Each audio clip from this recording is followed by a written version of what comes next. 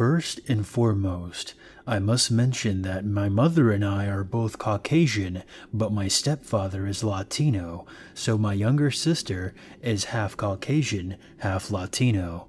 Because of this, I learned Spanish growing up. When I was a young teenager, only about 12 or 13 or so, I can't remember exactly, my sister was 7 at the time. She was invited to a classmate's birthday party, and this classmate was also Latino. This will be important later. My parents asked that I walk her to the party and stay with her till it was over. The party was literally 4 doors down from our house, so it really wasn't that far, so I agree without much complaint. Besides, it was free cake. As my sister interacted with her classmates, I sat back near some of the older kids, minding my own business, when I heard a group of guys off to the side say my sister's name in Spanish. This caught my attention, as I didn't recognize them, and I started eavesdropping. This group of guys were probably in their mid-20s or so, and I found it odd that they knew my sister's name, and that I was even her sister, as we hadn't really been together for much of the party, and again, I didn't recognize them.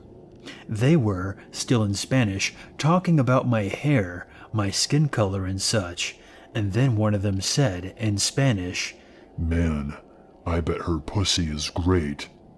And the others laughed and nodded and pretty much thought it was funny. I grabbed my sister from the party and immediately left. As I passed the group of guys as we left through the back gate, I muttered, "You're disgusting," in Spanish as I passed them. And at first, they seemed surprised before the one who made the comment started leering at me. As soon as we got home, I told my stepfather what happened, and he took me back to the party and asked me to point them out. As I did, they spotted me and my stepfather, who is a very large and imposing man, by the way, and they bolted. When we asked the host of the party if they knew who they were, no one seemed to know. Everyone just had assumed that they were friends with the eldest son, who was 20 at the time. But he admitted that he didn't know them. That's probably the creepiest part. Not only did they know who me and my sister were, but they showed up to a little girl's birthday party, and no one noticed something was amiss, or even knew who they were.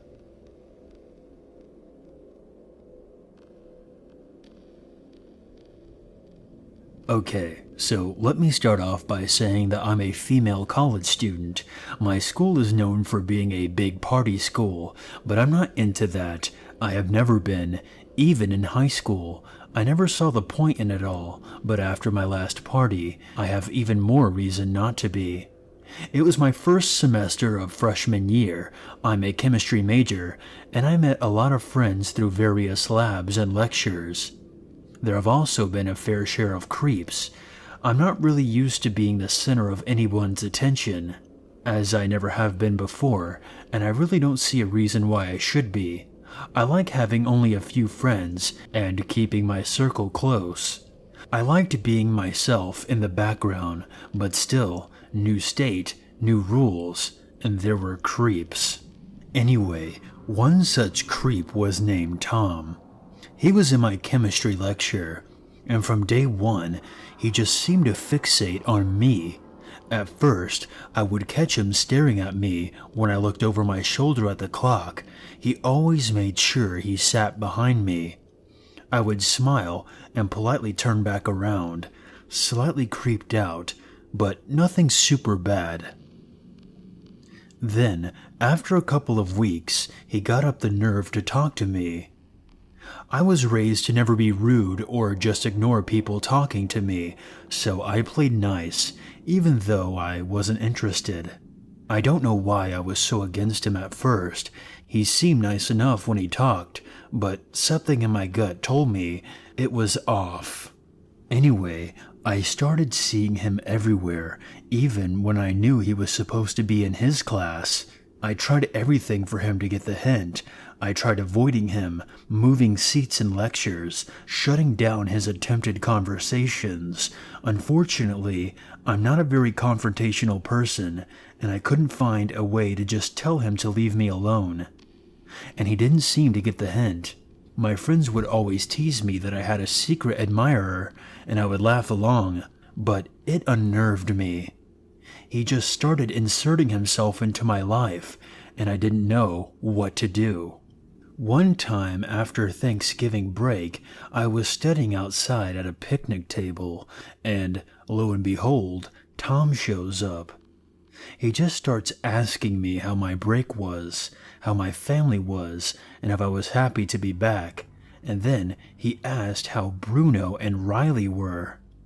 Bruno and Riley are my dogs, and while I love to show them off, I knew for a fact that I have never talked about them with him or showed him any pictures.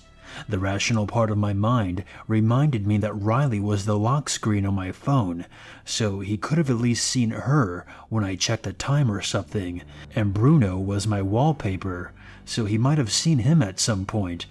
But how did he know their names? When I asked him, he got nervous and tried to convince me that I had told him, but when I insisted that I didn't, he made some excuse and walked off. I should have done something then, maybe talk to security or something, but I didn't. I regret to say I didn't want to. I thought I could handle it myself. I have never been good at asking for help. So fast forward a little, Tom started to get more weird. He kept asking me for my number, asking me out, trying to get me to invite him back to my dorm. He got really aggressive. Eventually, I got to the point where my instinctual, well-learned manners went out the window, and I flat out told him, directly yet gently, as I'm not in the habit of hurting people's feelings, that I was not interested in having a relationship with him or anyone right now. He got angry and yelled at me for leading him on, calling me names like slut and bitch and whore, and then just stormed off. He started texting me nonstop, telling me how much he hated me and how I deserved to die. I still don't know how he got my number. I know what you're thinking. Now, she must have gone to the police or security or something, right? Nope. I was an idiot. I'm not a very confident person as it is, and some tiny part of me felt guilty, like I actually led him on. I didn't even tell anyone about the text. I just deleted them all, convinced myself that if I just ignored him long enough, he'd eventually give up and go away. I was a stupid, naive little 18-year-old, and I just let it happen. Okay, so fast forward about a month or so. It's near the end of the semester, close for us to head home for the winter break. My friend Anna had just broken up with her boyfriend, and she and my other friend Tori wanted to go drink to take her mind off things. Tori and Anna are both very petite girls, and naturally are incredible lightweights. They've been known to make some terrible choices after just a few beers. So they asked me to come with them to keep an eye on them. I agreed, and I brought my own water bottle with me so I wouldn't have to drink anything there. Even the water at these parties made me suspicious. The three of us went to the party, and while Tori and Anna went and got to drinking, I just sat on the couch in the corner and kept an eye on them, taking sips from my water. We'd been there for about 3 hours, and then someone sat down beside me. I look over, and you guessed it, there's Tom. He seems totally hammered already, and starts talking to me, telling me almost incoherently how sorry he is, how much he misses me, and how he overreacted, how he wishes he could take it all back, and asking if we could hang out later. I refused and told him to leave me alone, but still, he persisted. After another 10 minutes, I saw Anna across the room stumbling drunk, about to walk off with some guy. I got up from the couch after telling Tom yet again to leave me alone, and went over to Anna. I separated her from her new friend, who was clearly not as drunk as her and clearly wanted to take advantage of her.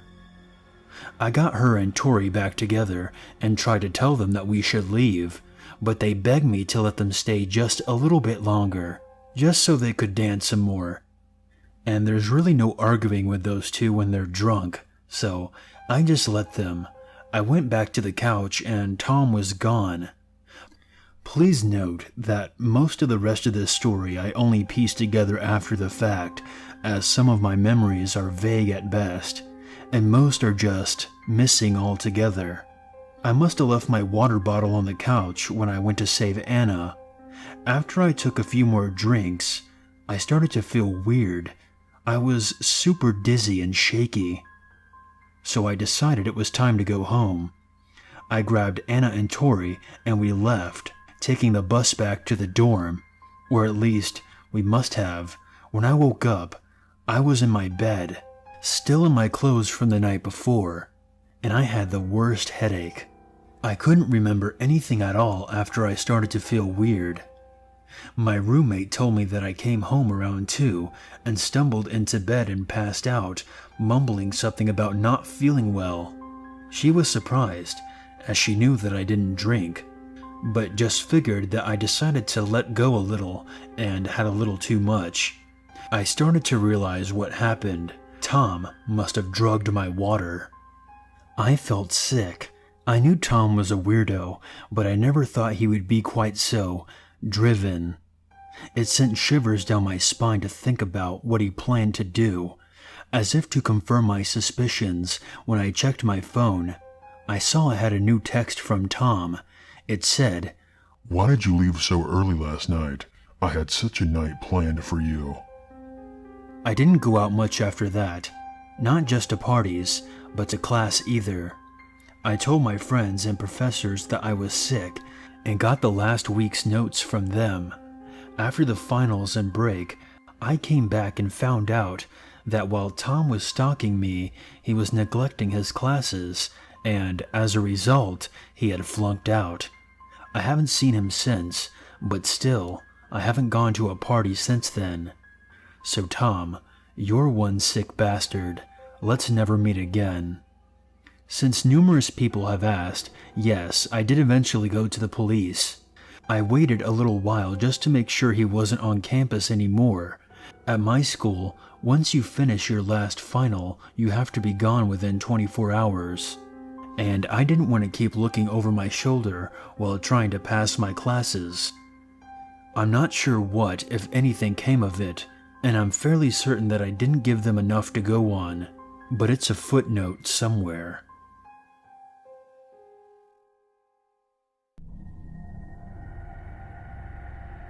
I'm a 27-year-old female from West Virginia. This story happened to me when I was about 7 years old. To start off, I have 2 siblings, an older brother and a younger sister. My brother is a year older than me, and my sister is a year younger. I'm the middle child. When I was about 4 or 5 years old, my parents got a divorce, and my mom pretty much raised us after that. Anyway, eventually my mother moved on and got a new boyfriend. This boyfriend actually ended up becoming very physically, verbally, and emotionally abusive towards our mother. He would hit her right in front of us, scaring us half to death, and would frequently call her names. I remember one night when I was about 6. I was cleaning my room while my sister and brother were watching TV. We heard them fighting on the porch, and we looked out the window and saw him strangling our mother, holding her by the throat against the front door. It was traumatizing to say the least. Another time, he started a fight with our mom because when we kids were eating a bag of chips, we were crunching too loud with our mouths. I think I was about 6 at this time. Another was when we went into the McDonald's drive-thru and he started a scene right in front of the workers and was yelling at my mom and the worker. I remember that it was extremely embarrassing. Yet again, another time when I was walking into my mom's room to talk to her, thinking that she was in there, and he screamed, "Don't come in." There was a hallway before my mom's room where you can't see into the room unless you walk down the hallway and turn left. Well, I was halfway down the hallway and turned left where I could see, but not actually be in the room. I thought he meant exactly what he said, "Don't come in," by not to walk in the room because maybe they were doing something with the floor. I don't know. I was 6 at the time. When I stood there scared, he yelled, "Get out! Are you stupid?" He had just got out of the shower and didn't have a towel, so he was covering himself with a shower curtain. I hurried back to my room in tears, and I believe that there was a fight that night as well, meaning that we would have to go to bed early again. Our whole family knew about how abusive he was to my mom. I assumed that she was just depressed and had a low self-esteem because of all the abuse. She would keep taking him back.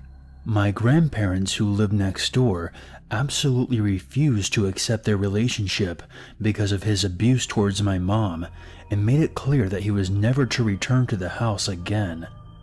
Well, my mom eventually started sneaking him into the house and covering all the windows with dark sheets.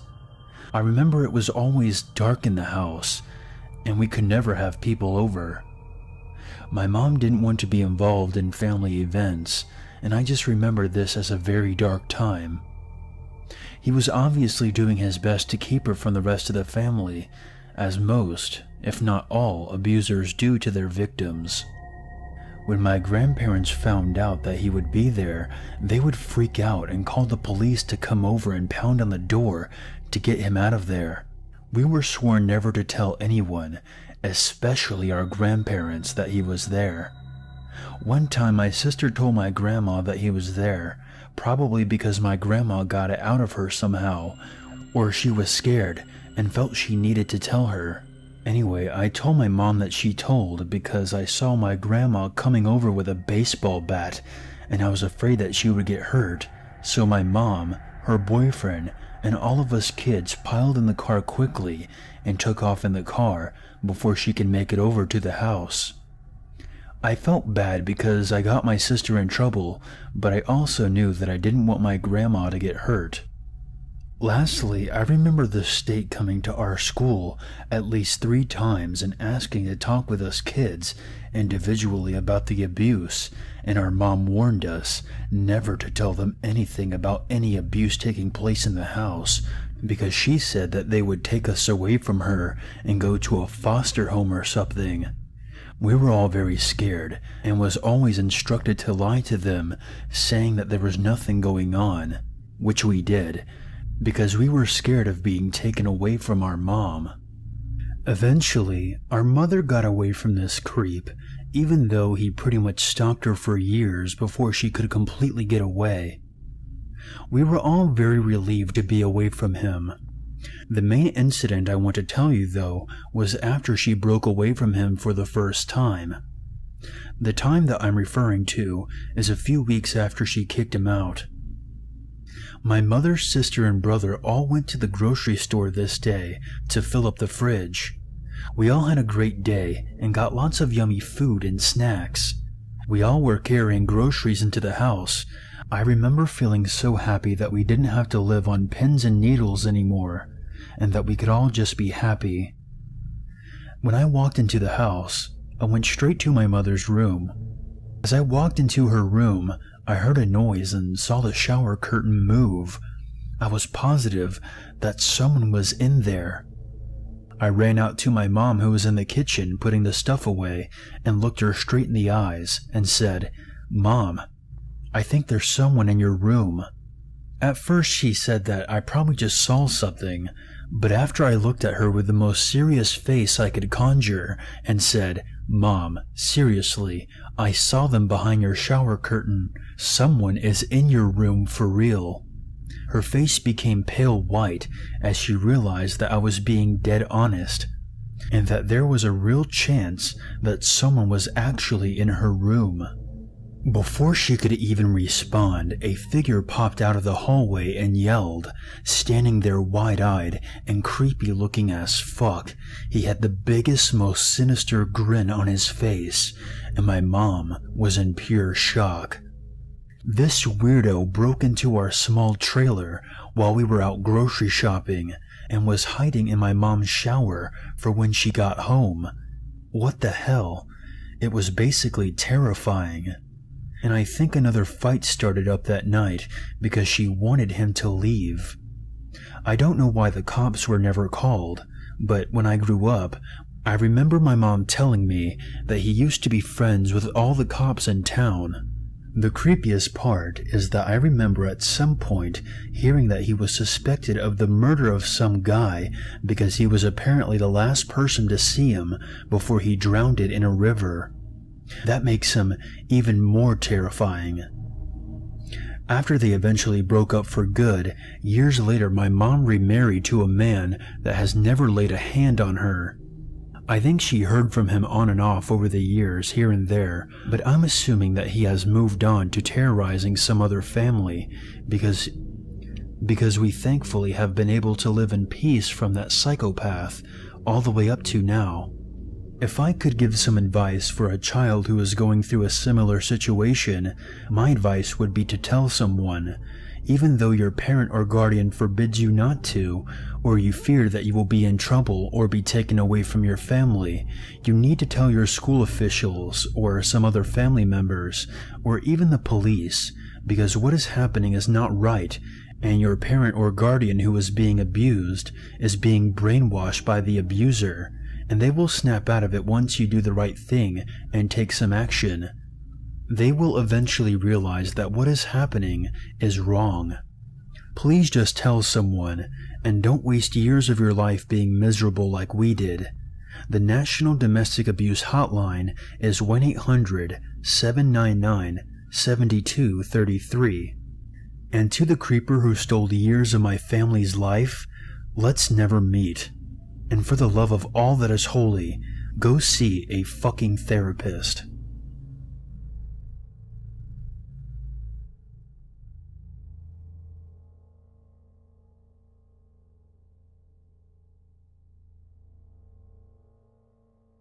This is a story that my friend told me. This happened to her older sister. She goes to a large private religious university in Utah. She was staying at an apartment not too far away from campus with 3 other girls.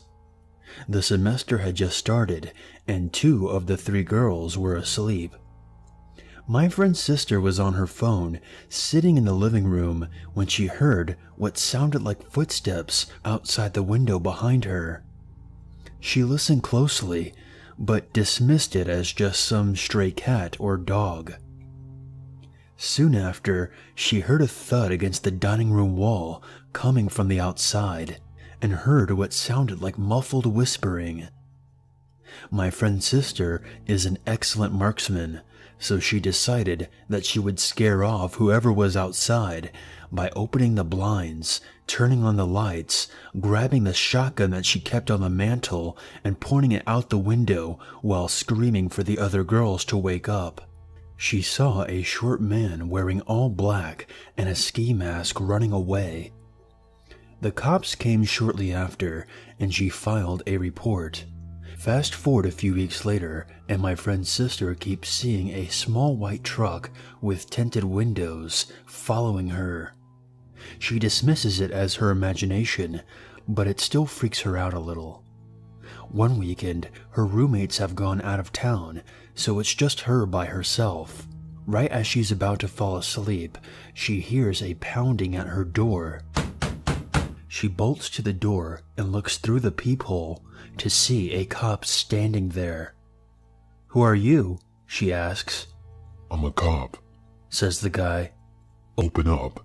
It's the law," he yells menacingly. My friend is starting to call bullshit, but she's scared of disobeying him if he actually is a cop. "Why are you here so late?" she asks. "Remember a few weeks ago when that guy tried to break into your house? I have an update on him." My friend is freaking out now, because why would a cop try to talk to her about the case so late and by himself? He wasn't even the officer who helped her fill out the report. "Show me your badge," she demanded. He pulled it out and shoved it into the peephole. She sighed with a breath of relief.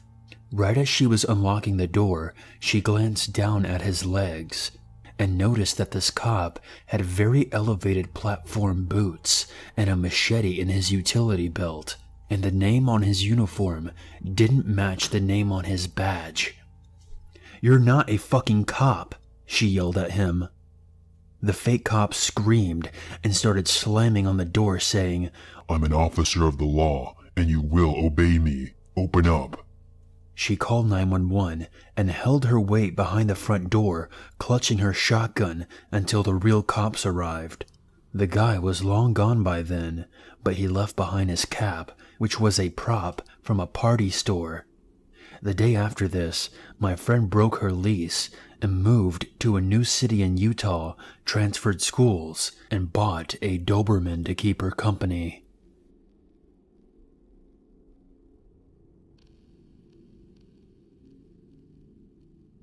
This didn't happen to me, but to my mom about 4 years ago. I was about 12 at the time and was at a 3-day-long field trip with my school and had left on Wednesday and would be back on Friday. When I came home, my mom and brother told me this story. My mom, my brother, and sister were all driving back from my brother's wrestling practice that was from 7 p.m. to 8:30 p.m. It was about 30 minutes away from my house, so it was not that long of a drive. About 10 minutes into the drive, my mom noticed that she was being followed by a gray car. I don't remember what the car was, but she had an eerie feeling, but pushed it off as it was a busy street and it wasn't really anything scary. It followed her until she got off the road and onto a more quiet street, and the car was still following her. At this point, she started to feel a little weird, but she did not say anything to freak out my little brother, who was 10, and my little sister, who was 8. So she kept quiet and kept looking out her rearview mirror. It had followed them until she got onto our road, and our road did not have any street lamps except for the one at the end. So this meant that our street was very dark. So she pulled into our driveway, and to my mom's horror, the car had stopped in front of our house. My mom is a very strong woman, so she got out and told my brother and sister to stay in the car. A skinny white man stepped out of the car and told my mom that he was the police and that he would need to take her to the station to ask her some questions about her reckless driving. My mom is a very safe driver, and she never drinks or smokes, and she knows that she wasn't driving recklessly. She told him that she didn't recall any of that and would like to see proof that he was a cop.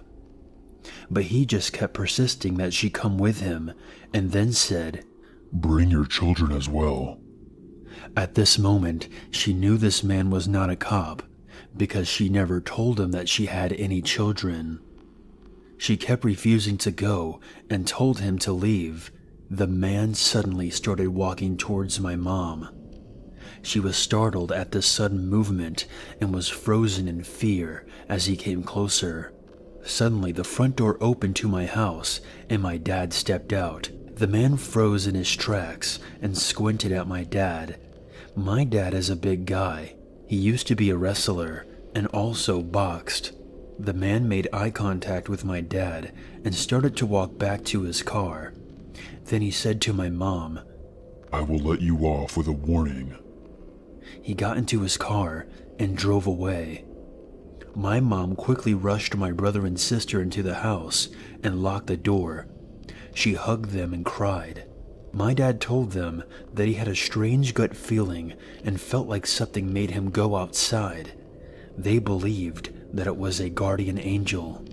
When she told me this story, the one thing that bothered me the most was that he had known that she had kids and that we drive home from practice every day of the week. This could only mean that he was stalking us and knew our daily routine. But it doesn't end there.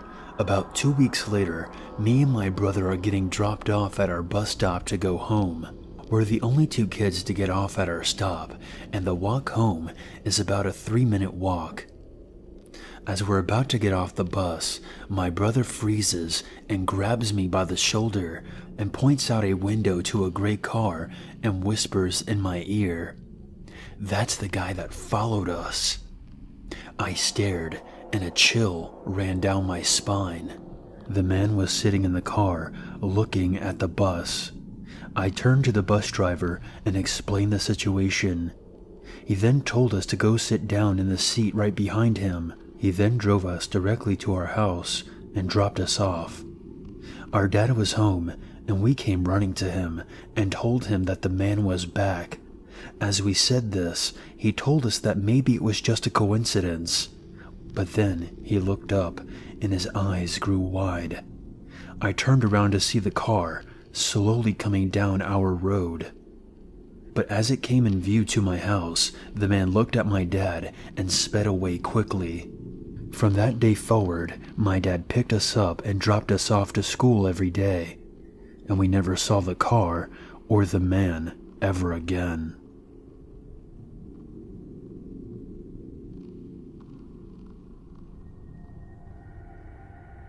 So this happened to my aunt and uncle in the early 80s. They were living in Austin, Texas, and had attended a party in a neighboring area. They were driving back very late, and at one point they were driving on a very long, completely deserted stretch of road bordered by woods and brush on either side. No houses, no streetlights, no other cars on the road, nothing. Until my uncle, who is driving, notices a car coming up behind them, which then speeds up and gets very close. My aunt and uncle start talking about how weird this guy is. They can see it's just one man driving, and there's no reason to tailgate on an empty road in the middle of the night. Then the guy speeds up even more and pulls up alongside them. He starts yelling at them to pull over and is flashing what looks like a police badge. My uncle starts to slow down to pull over, and my aunt absolutely freaks out and tells him not to. She's really creeped out by this guy who is driving a car that has no police markings and no flashing lights, and pulled up to them out of nowhere and is now trying to get them to pull over just by flashing a badge. While they argue about whether or not to pull over, the man in the other car is getting more angry, yelling at them to pull over, beeping his horn and flashing the badge, saying that he's the police. My aunt starts crying, but my uncle says fine, if he really was a cop and they need to stop for him, they will do so in the next populated area, which will be a while. But they reasoned that if he really was a cop, he would have to understand their point of view. My aunt and uncle keep wavering between worried this guy is out of his mind and worried it's a real cop and we're going to get in big trouble for not pulling over when told. Finally, they see a gas station up ahead and plan to stop there. As soon as they pull into the gas station, the cop speeds off, never to be seen by them again. They didn't think to try to get his license plate number at the time and were just thoroughly creeped out. They drove the rest of the way home without incident. But the story does not end there. A few months later, on the exact same stretch of road, a man is rescued who tells a horrifying story, which is then big news in Austin. A fake cop, flashing a badge and beeping his horn, had gotten this man, who was driving at night with his girlfriend on that very same road, to pull over. Once pulled over, the fake cop forced the man and his girlfriend to get out of the car. By gunpoint maybe. I'm not sure on all the details at this point. My aunt refused to read too much about the story back then because she was so freaked out, and my uncle doesn't remember everything in detail. The man and his girlfriend were taken into the woods on the side of the road. He ties the man and his girlfriend to separate trees, facing each other, and does horrible things to both, ultimately killing the woman while the other was forced to watch just a few feet away. I'm not sure how the man ended up being rescued, but it was long after the fake cop was gone. Either someone must have found the man tied there, or he finally got loose and found help. They never caught the fake cop murderer. That could have been my aunt and uncle if they had pulled over their car that night, like my uncle wanted and started to do. My aunt always ends the story with, "And that's why my husband always has to listen to me."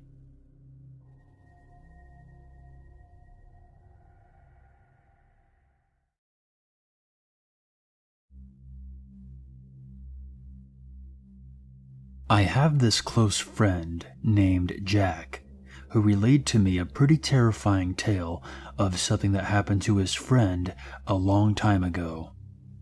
My mentor Jack is now a retired former HR community college guy in his mid-60s. 30 years ago, however, Jack was working as a bartender in Portland's gay community. That's how Jack met Randy. Randy was a good-looking, well-spoken customer in his mid-20s, a pretty attractive 1980s preppy type. Randy lived close to Jack, and the two went on a couple of dates for a few weeks.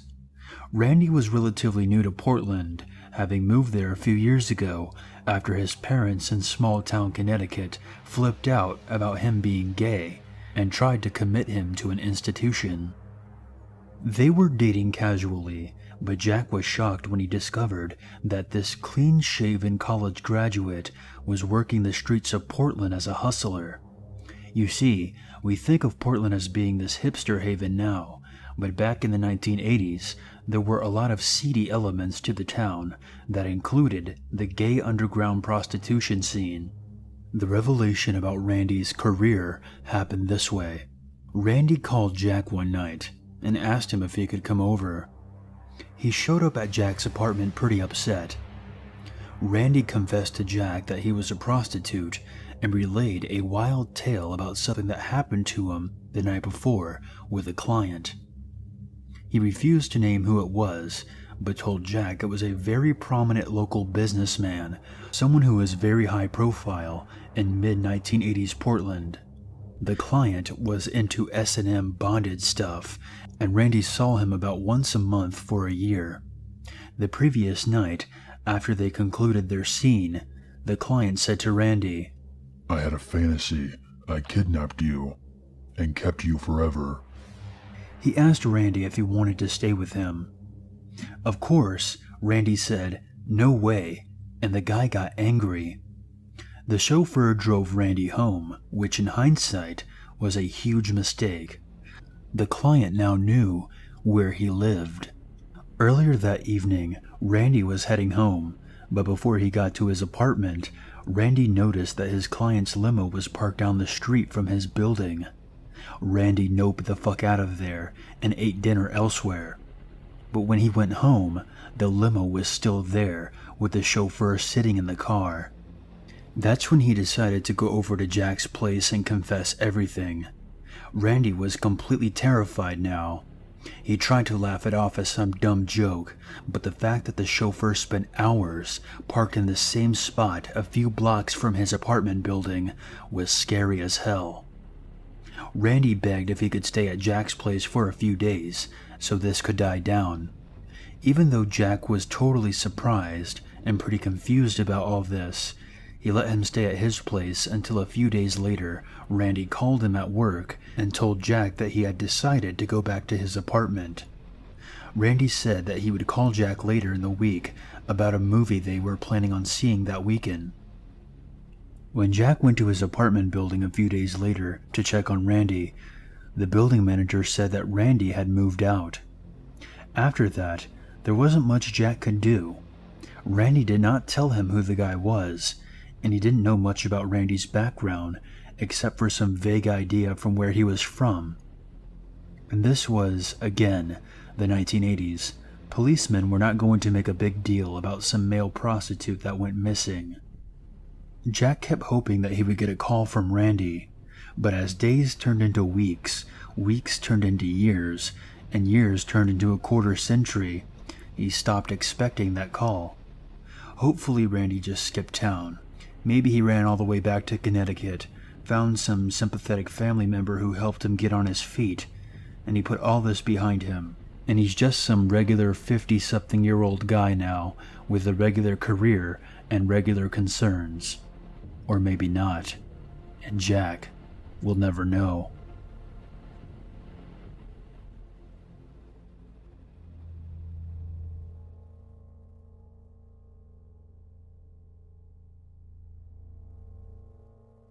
I used to work at a security company with a bunch of friends.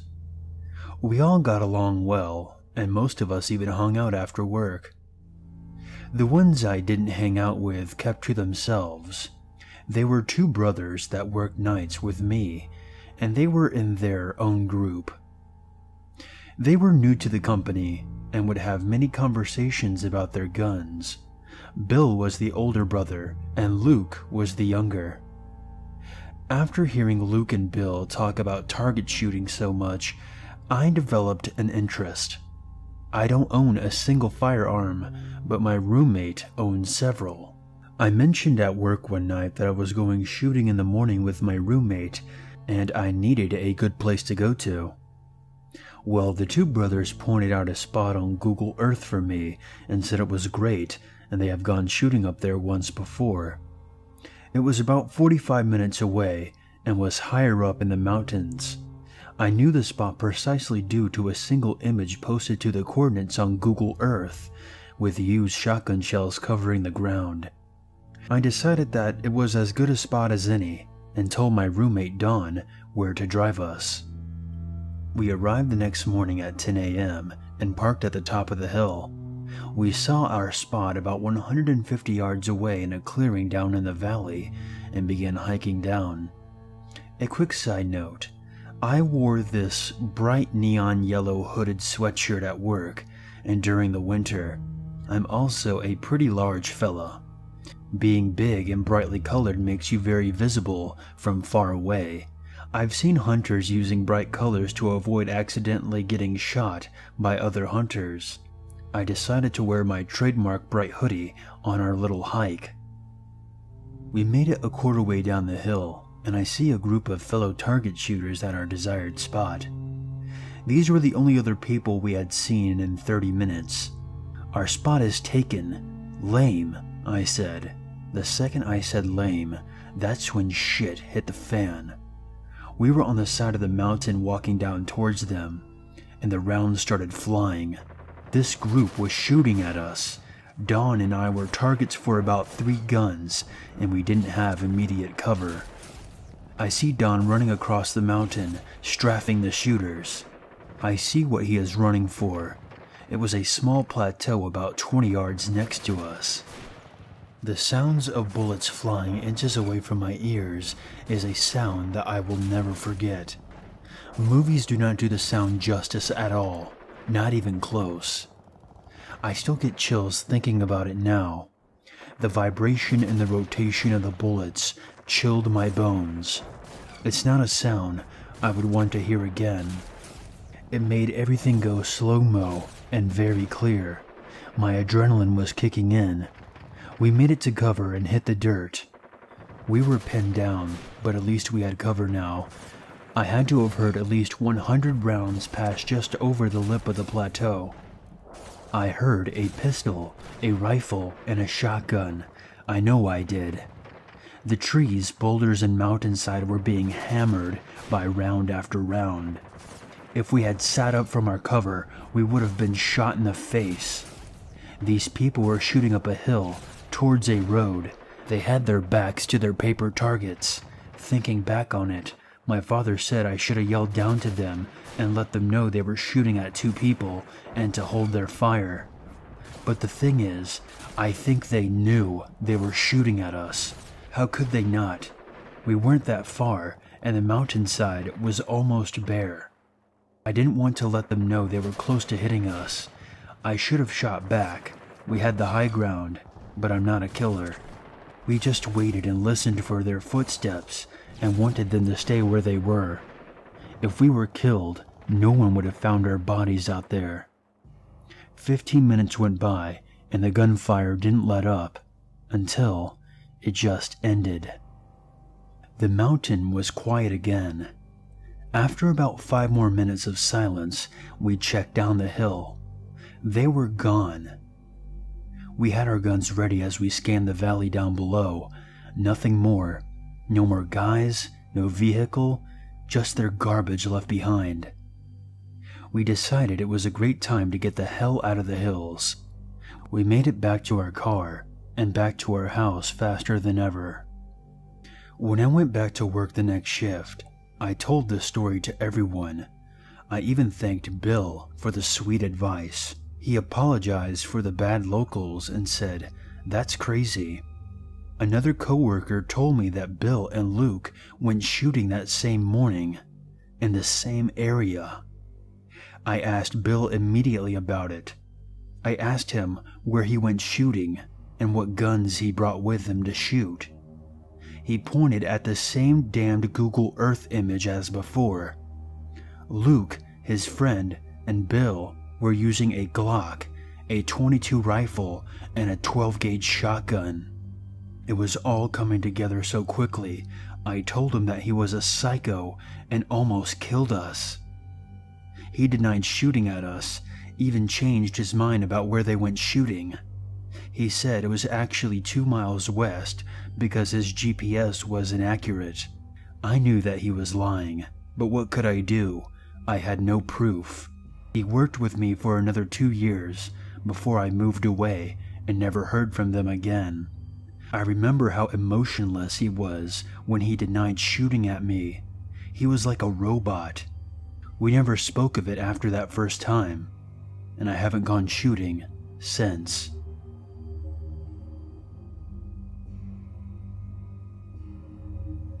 To give a little bit of background information, this started in the winter of 2012.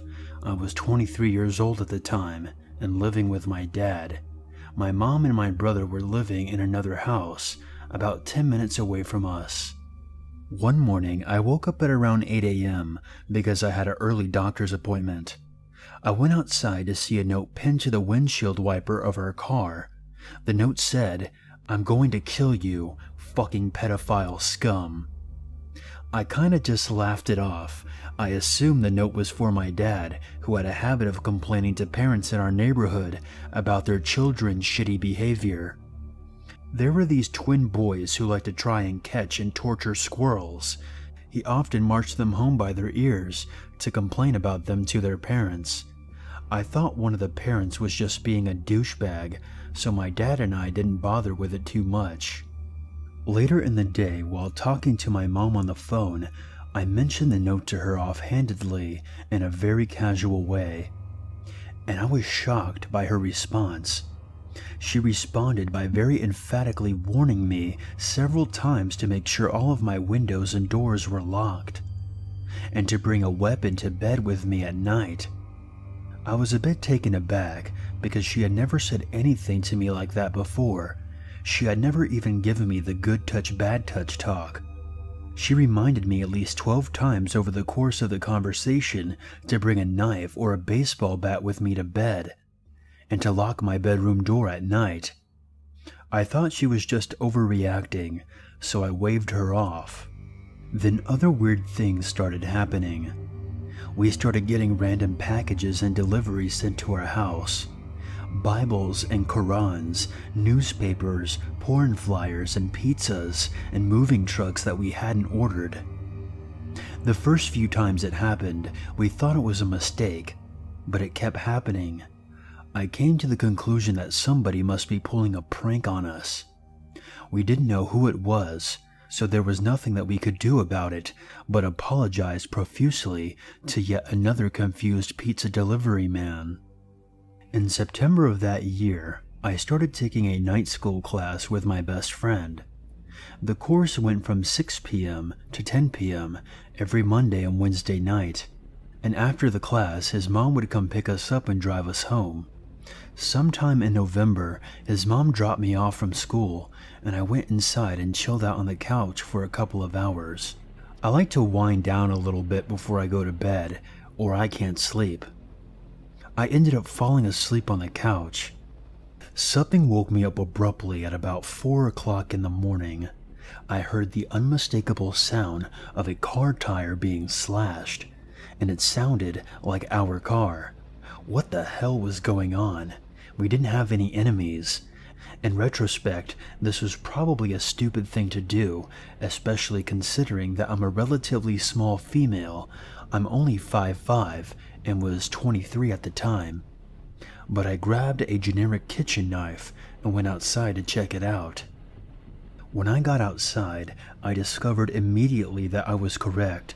There was a man in our driveway slashing our tires. Unwisely, I immediately yelled, "Hey, you!" and he turned around to face me. That's when I noticed that he was slashing our tires with an enormous hunting knife, at least 6 inches long. He looked surprised, but then defiant, and began to advance towards me with the knife slightly raised. I just froze. I didn't know what to do. He was coming at me so fast, I couldn't even think.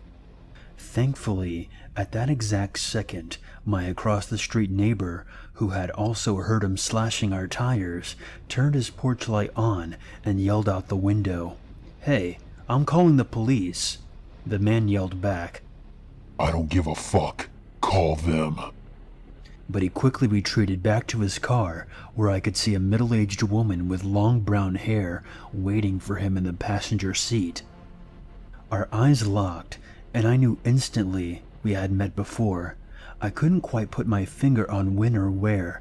I just knew in my gut that I've met this woman before. They sped off into the night, and we called the cops, who said they couldn't do anything for us because they didn't know who had done it. I mean, isn't that kind of your job, though, to find out who did? I called my mom and told her what happened and asked her if she had any idea who had done this to us. She immediately said no, but there was something in her voice. I could just tell that she wasn't being honest. A few weeks later, I decided to go to my mom's house and spend a day or two there, determined to get some answers. As soon as I walked in the front door, I knew something was wrong. The second she saw me, she just started bawling her eyes out. She took me by the hand and sat me on the couch and explained the whole story to me, start to finish. It's necessary for me to give a bit of background information here. My mother is a businesswoman by trade. She was still in sales at the time, but she is also a bit of a hippy-dippy. It's retrograding, so I don't get into any arguments with this weak type of person. On the side of her regular day job, she was selling Arbani makeup, which is a all-natural brand of makeup that is free of parabens, oils, sulfates, and other common cosmetic additives. A couple of months before this all started, she ended up being referred a new client named Andrea by her weed dealer. Yes, my mom smokes weed. This is Canada. Everyone smokes here. Andrea was the dealer's girlfriend, and she was interested in buying Arbani. So my mom invited her over to her apartment to look at some makeup samples. They started chatting about a variety of topics, as women do, and my mom let it slip that her last name was Hayes. As my mom told me, Andrea paused for a few seconds, looked at her and said, "Hayes? Did you used to be married to a man named Darren Hayes?" My mom answered that yes, Darren Hayes, my father, was her ex-husband. And then shockingly, this Andrea woman actually bursted into tears, threw my arms around my mom in a hug, and began to tell her a story about all the disgusting things that my dad had done to her. Apparently, when she was 14 years old, she's now in her mid-30s, I would have been 4 years old at the time, and this would have happened around 1994, she had been dating a man named Andrew, who had been living with my dad at the time after my parents divorced. According to Andrea, this man, her new boyfriend Andrew, Andrew's twin brother Daniel, and my father had taken turns beating her, raping her, and forcing her to prostitute herself in order to make money off her. Eventually, they ended up selling her to child prostitution, from which she said she had never recovered. At this point, I realized that this is where I recognized her from. My dad had been roommates with her boyfriend Andrew, and I used to see all three of them when I went over to visit him every second weekend. She sobbed inconsolably during the whole retelling of this story, telling my mother how after this traumatic experience, she had turned to drugs and alcohol to numb the pain of her abuse, and she had been addicted to crack and alcohol off and on ever since because of what my father had done to her. My mom was shocked. She didn't know what to do. On one hand, she knew my father to be a generous, soft-spoken and kind person who never lifted a finger to her or to any person, and who rarely raised his voice. But on the other hand, it seemed odd that Andrea would just happen to remember his name all these years later if she had been lying. She didn't know who to believe. After several hours of crying and much consoling on my mother's part, Andrea finally left. And that's when the stalking began. A few days after this encounter, my mom came home from work to find Andrea's boyfriend sitting on the couch, waiting for her. He immediately told her that he was planning on killing my dad, and that my dad deserved to die because he was a pedophile, rapist piece of shit. And that if my mom told anybody at all, especially the cops, he would be sure to kill me as well. He then concluded his threat by describing the layout of our living room and exactly what outfit I was wearing that day. From then on, he and/or Andrea would text or call her several times a day to threaten and taunt her, telling her that they were going to call the cops on my dad and have him thrown in prison. They were going to have him killed, and if she told anybody, they would hire someone to rape and murder me. Naturally, my mother was absolutely terrified. She was from an upper middle class family who immigrated to Canada from Germany. She had never dealt with this type of person before. She stopped eating, she couldn't sleep, and she even stopped going to work. She lost 30 pounds and her hair started to fall out from stress. She started having panic attacks because she didn't know what to do. Later she told me she understood how I felt now because I have an anxiety disorder that causes me to have panic attacks. Eventually, after the night I almost got stabbed, she decided that she had to call the cops. She couldn't take the chance that they would hurt me. She had to do something about it. And what she found out was shocking. Andrea was well known to the police. When my mom told them this story, she was so well known that they weren't even surprised to hear her story. In fact, they told her Andrea had done this exact same thing to at least a dozen other men. She would meet and blackmail men into giving her money, electronics, drugs, etc., threatening to call the cops and report them for rape if they didn't. Her boyfriend, who was a dealer of other drugs than just weed, turned out would often use his drug connections to intimidate and extort the men, and for some reason he never questioned her stories of being raped, abused, and enslaved by all these different men, because there was no doubt in my mind that he genuinely believed that she was telling the truth. Then when Andrea, who was a crack and heroin addict and prostitute, would get arrested on a possession or a drug distribution charge, would attempt to make deals with the police by offering them information about men who were rapists and pedophiles in exchange for less prison time. She eventually did this so many times that the police stopped believing her. After Mom called the cops, the whole story came undone, and Andrea and her boyfriend thankfully haven't bothered us since. But it's been over a year since the whole thing happened, and I'm still terrified to leave the curtains open at nighttime in case somebody is watching me. I don't think I'll ever be able to feel fully safe in this house ever again.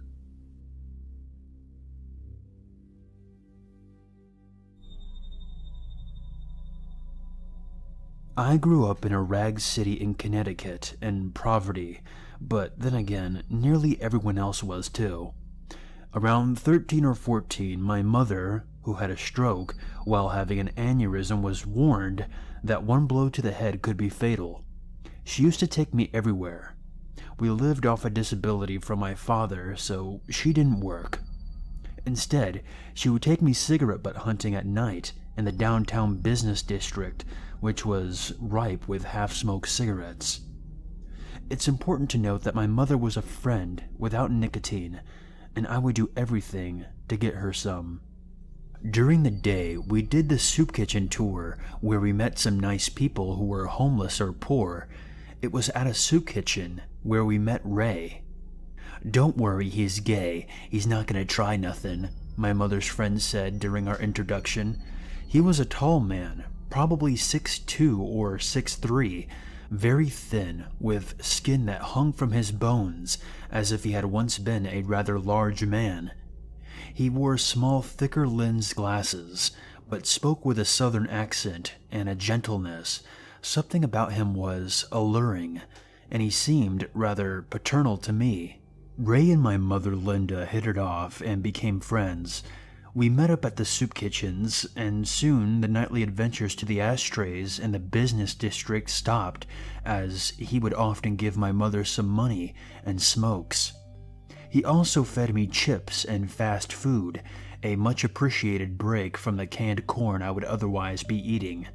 Fast forward a little, a couple of months pass, and we begin to trust him. He seemed genuinely excited to see us and was very kind, so much so that my mother did not hesitate to go over his house and take me along. At his house, my mother would take up residence on a love seat, and Ray would sit next to me. He often put his arm around me and pressed me up to him. I loved this because I was young and had a rotten tough time in school and was without friends. My family was broken, so I didn't see my father. The genuine love he had for me makes me cringe now that I'm older and more aware. While walking down the hallway from his apartment, his hand brushed my backside. I matured early and was about as tall as my mom and half a foot smaller than him. The hallway was tight and I thought about it for a second, but dismissed the caress as innocent. I knew I swung my hands like an ape whenever I moved, so I could hardly fault him. Other people we knew saw us with Ray more and more. They became concerned. Grace and Matt had known Ray. They pulled my mother aside and told her that he was insane. They told her that they had gone to buy a trailer, but Ray wanted it as well. They argued for a bit, but the couple didn't budge. That trailer burnt down a couple of days later. Another friend had told my mother that Ray's son was a dentist and was doing well for himself, but had been molested as a kid by Ray. Ray never told us he had a son, not even a hint of it. When my mom told me this, I broke down and cried, but she wanted to keep it hushed. I should point out that my mother was an immoral woman. She had been old enough to know what she was like before she had health issues. She suffered, but my brother said that she was always bad, but afterwards became a monster. She would still see Ray and bring me around him. I broke down in class one day. I looked at my teacher, who really loved me and had been there for me during rough times. She asked if I was okay because she saw my eyes water, but I burst out uncontrollably and sobbed.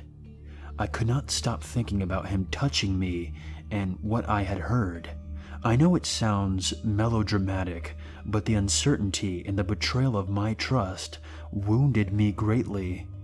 I don't know if I can give out the school name or not. We'll call it LMM, as that is the school's initials. The teacher told the principal and guidance counselor. The guidance counselor took me into a room and sat me down. He asked me a bunch of questions about Ray that I answered. He kept me alone with him in a room and would not tell me why. I found out later they called my brother's school and my mother at the same time and interviewed them over the phone. My brother had moved into his girlfriend's house, so he hadn't really dealt too much with Ray, but said that he knew him. and my mother ended up telling them everything. The police were called and they drove me to my house as school had ended and they did not want me walking home. They got to my house and told my mother that they would talk to Ray about me. They came back an hour later and told me that he could not speak to me anymore. They couldn't stop him from coming near us, but he was absolutely forbidden to talk to me. It turns out they found him outside the school with money and a new bike. The money was for me because he knew I valued cash to get my mom smokes, and the bike was for my brother. Ray planned to kidnap me that day. I have no doubt about it. A few years more until I turned 16 and moved out of my house, I would run into Ray while walking with Mom. He would always stare at me, but talk to her. My mom would talk back with him, and she never addressed what happened. I moved to Maine at 16 though, away from them both. So, to the mother who I suspect was willing to give me up for her addiction, and to the stranger who slithered into my life like a snake, let's not meet again.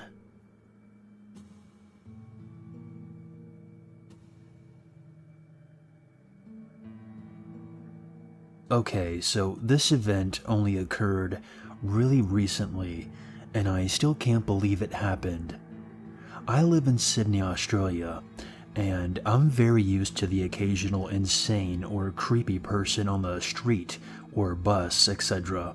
I know how to deal with them and act around them most of the time. A few weeks ago, I decided to go shopping at a big shopping center known as Westfields in Australia. I'm not sure where they're called elsewhere. They are always busy, and it's hard to find parking, but I managed to get a great spot in the parking lot on the level where you can enter the center. I shopped and everything was good. I had some lunch, bought some groceries and a new dress. I exited the shopping center and started walking towards my car. There wasn't anybody in the parking lot except for a few cars trying to find a spot. Nothing out of the ordinary. Then I noticed a lady walking in the other lane next to mine. She had tangled, matted and thinning hair. She wasn't dressed in the nicest or newest clothes. She was talking to herself, but I didn't think much of it because people do that when they're trying to remember something or going over something in their head. Then she starts screaming. Nothing in particular, just gibberish. I look over to see what she's doing or if she's injured, but nope, she's fine, just staring directly at me and screaming. She locks eyes with mine as soon as I turn to see what she was yelling about. A few seconds pass and nothing happens. She keeps screaming while keeping direct eye contact with me. Then her mouth spreads into an insanely terrifying grin. She stops screaming and starts bolting towards me. I was frozen for what seemed like an eternity, but it was probably only 3 seconds. I hightailed it to my car, chucked my shopping bag in the seat next to mine, cracked all my eggs, and slammed the door shut just in time. This lady starts banging on my car, screaming while trying to open the doors. I quickly back out of my spot, not caring if I knocked this batshit crazy lunatic to the ground. I didn't. She was fine, physically. But at this point, she climbs onto my fucking trunk and tries to break my back window. I start to move the car, and she jumps off, but chases after me for a few levels, and then I lost her. My heart was beating so fast, I thought I was going into cardiac arrest. I called the police and told them where I saw her and what she did. They didn't find her at the shopping center, and I haven't heard anything else about this. But my boyfriend offered to get me a new carton of eggs.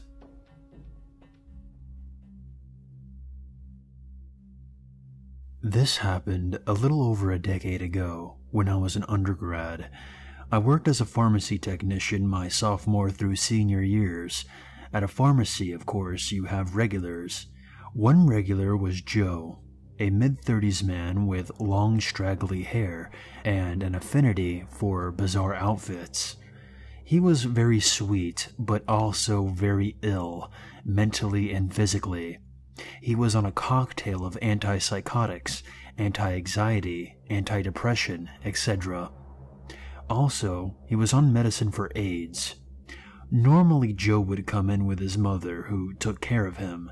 However, his mother was older and had her own health problems. Towards the end of my junior year, Joe started coming in by himself, so he would walk from his home or take a taxi. Joe told me frequently that I looked like a young Michelle Pfeiffer, that I should be in LA, yada yada. Aside from the curly blonde hair, I never really saw the resemblance, but okay. I was polite, told him thanks, and asked him how his mother was. Made general small talk while I rang up his scripts. He never gave me the beware vibe. My senior year, Joe's mother came in without him and told us that Joe wasn't doing well. He was refusing to take his antipsychotics, and she was getting too old to defend herself if Joe went into a rage. She was having him placed in a home for patients like Joe. I didn't know until that day that Joe was technically under guardianship. The courts and his doctors deemed him too ill to make important financial and medical decisions. Joe's mother gave us the medical release so that Joe's new home could send their staff to pick up his medicine. We didn't see Joe for about 4 months. It was the end of my senior year, a Friday night. Just me and the pharmacist were working because Friday nights are slow. I was reading a magazine when I heard, "Hey, Michelle." I'm not Michelle, so I didn't look up. Then angry, "Michelle!" and a slap on the counter in front of me made me look up. It was Joe. He was bleeding profusely and left a bloody handprint on the counter. I was shocked, and all I could do was slowly back away to put distance between myself and the very bloody Joe. The pharmacist came rushing over to ask Joe what he was doing here. His home had picked up his meds on Tuesday. "I wanted to see Michelle. I miss her." Then he started opening the waist-high door to get behind the pharmacy counter. The pharmacist called the store manager and told the manager to call 911, while she called Joe's mother. "Michelle, come here. Give me a hug." No, I don't think that would be appropriate, Joe. "Give me a hug." Then he just started screaming this over and over and attempting to climb over the counter. The pharmacist told me to go into the back storage room and lock the door. This just pissed Joe off.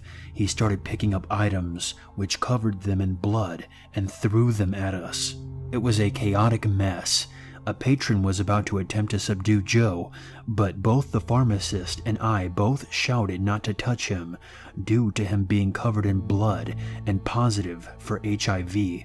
We told the small crowd that had formed to leave for their safety as Joe was flinging items and getting blood everywhere.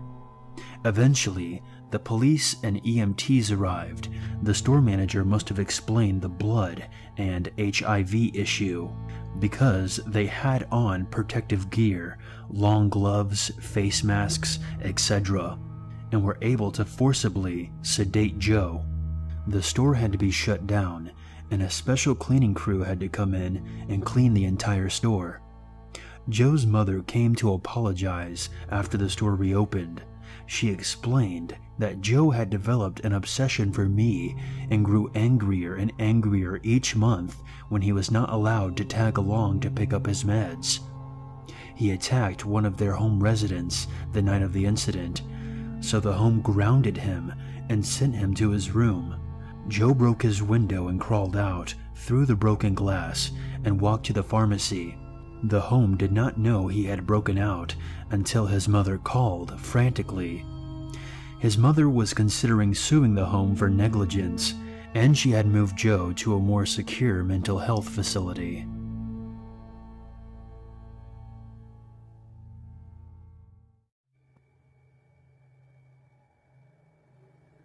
I grew up in Indiana, and when I was 17 I got my first car and started exploring.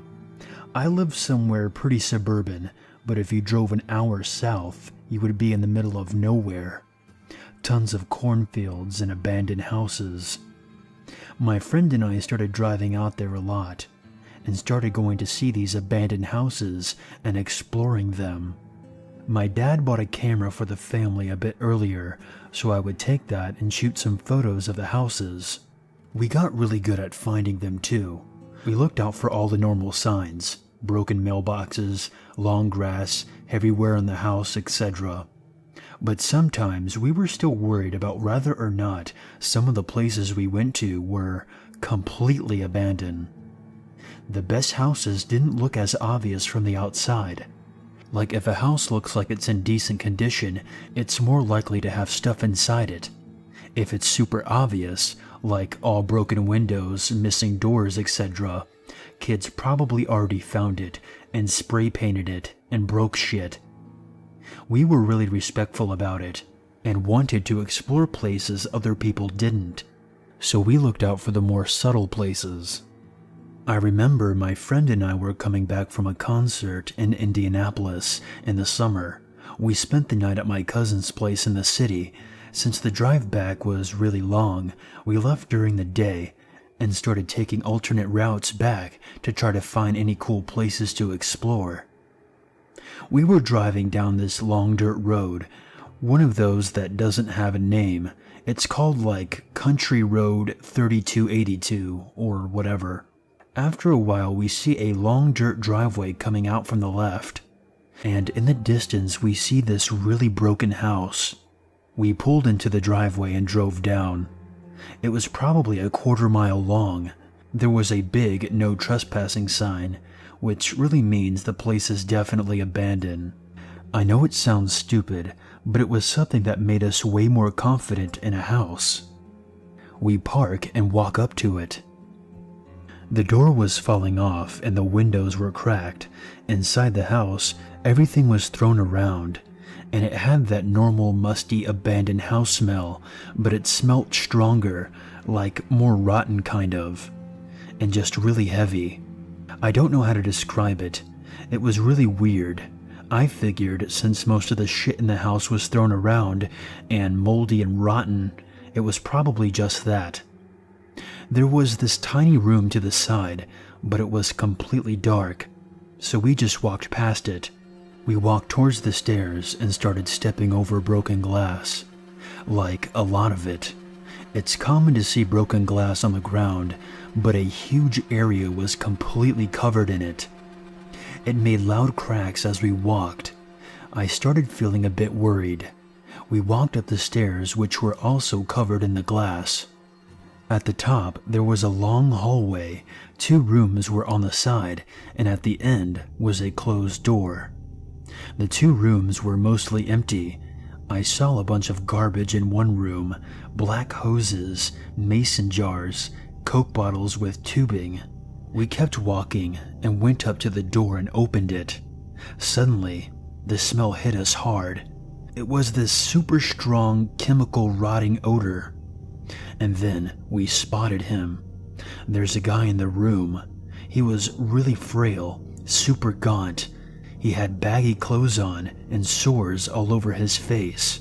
He was holding a rifle and staring right at us. I couldn't speak.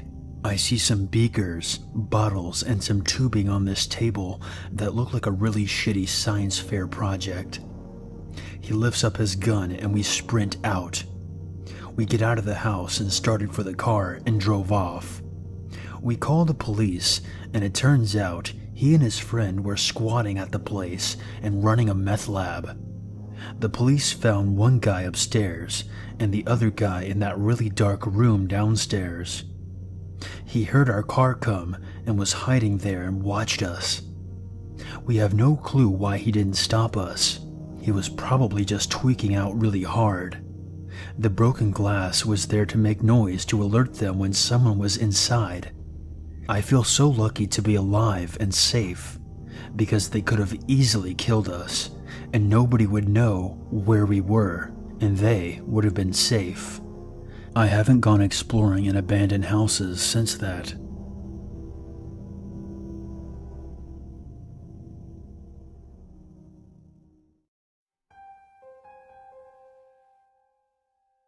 About 2 years ago, my friends and I had found out about an abandoned insane asylum located in Downey, California.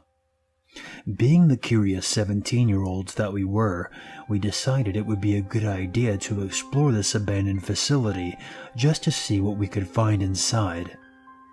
So on a Saturday night, we gathered a few more of our friends and made the drive out to Downey so we could explore this building ourselves. After about 30 minutes of driving, we arrive in Downey and make our way through the city where the asylum is located. The closer we get, the shadier and shadier the neighborhoods we're passing through become. And after about another 15 minutes of driving, we arrive at our destination. We park the car, climb through the hole in the fence, and make our way into the building to see what we could find. To be honest, it started out not being too bad, considering we are about 10 people, and we're thinking, what's the worst that could happen to a group of 10 people? So, we made our way through the building, looking at all the broken furniture scattered throughout the rooms, the patient files thrown upon the floor, and we're pretty much just having a good time looking around this mental institution. This is where shit gets weird. As we're walking, we of course had a flashlight pointed down the hallway because the power that was once in this building was, and clearly is, out. As we're walking with our flashlight pointed ahead of us, we come to a corner, and we see the adjacent wall of the corner light up from what we assumed was another flashlight. And sure enough, we turn the corner, and there's a group of 4 kids. Shady, weird fucking kids. We confront each other, and they ask us if we had been to the slide. We politely answer no, because we have no idea what they're talking about, and they tell us that we should follow them. Of course we decline because we're getting weird vibes from these people, and they're just talking amongst themselves. One of the kids comes up to me with, I kid you not, a solid 6-inch long Bowie knife looking thing. Isn't it cool? Look what I found. As he moves the knife closer to my face, I politely answer what a cool find that is, and we start backing away, telling them that we're going to explore the roof of the building. Surprisingly, they say alright and turn the corner and continue on their way. Alright, now that that was out of the way, I'm seriously beginning to feel weird about being in this place, and about how we're definitely not supposed to be here. So at that point, I say fuck it. We need to get to the roof, go down the fire escape, and get the fuck out of here. So we make our way to the roof, and we're sitting there plotting our escape. Like I said, we're not supposed to be in the asylum, so they have a police car stationed at the main gate to make sure no one comes in. So as we're up there, we try to figure out the best path to get out of there without getting noticed by the police. That's when my friend sees a fire escape ladder coming down off this higher portion of the roof. We decide that that was probably our best bet. We grab a small ladder that would be able to boost us up to this higher portion of the roof. My friend Jonah goes up and immediately turns around so he could help the other people by pulling them up. As I'm getting myself up there, my heart completely fucking sinks. Jonah, did you not see this when you got up here? I whispered. What the fuck are you talking about? He responds. I'm looking forward, and he slowly turns to see what is pretty much our worst fucking nightmare. There's about 15 hooded people sitting in a circle surrounding a burning cat or some other dead animal. These motherfuckers were talking in tongues and making noises which seemed satanic. As we're both getting down, we get noticed, and they start talking amongst themselves in this weird language. As soon as we get down, these motherfuckers stand up and start sprinting towards us. I tell everyone to ditch the idea of the fire escape and not to worry about the cop. So we started sprinting through this building with this cult in close pursuit behind us. We miraculously make it out of the building and start running across the field to the main gate. And as we're doing so, the cop notices all the commotion, turns on his sirens, and comes driving in. Thank God he manages to cut off the cult from us and starts to chase them as we get away safely. Honestly, I can safely say it was the scariest experience of my life. What would we have done if they had taken one of our friends? Would we have to go back and confront them? I don't know, and I'm glad it didn't happen.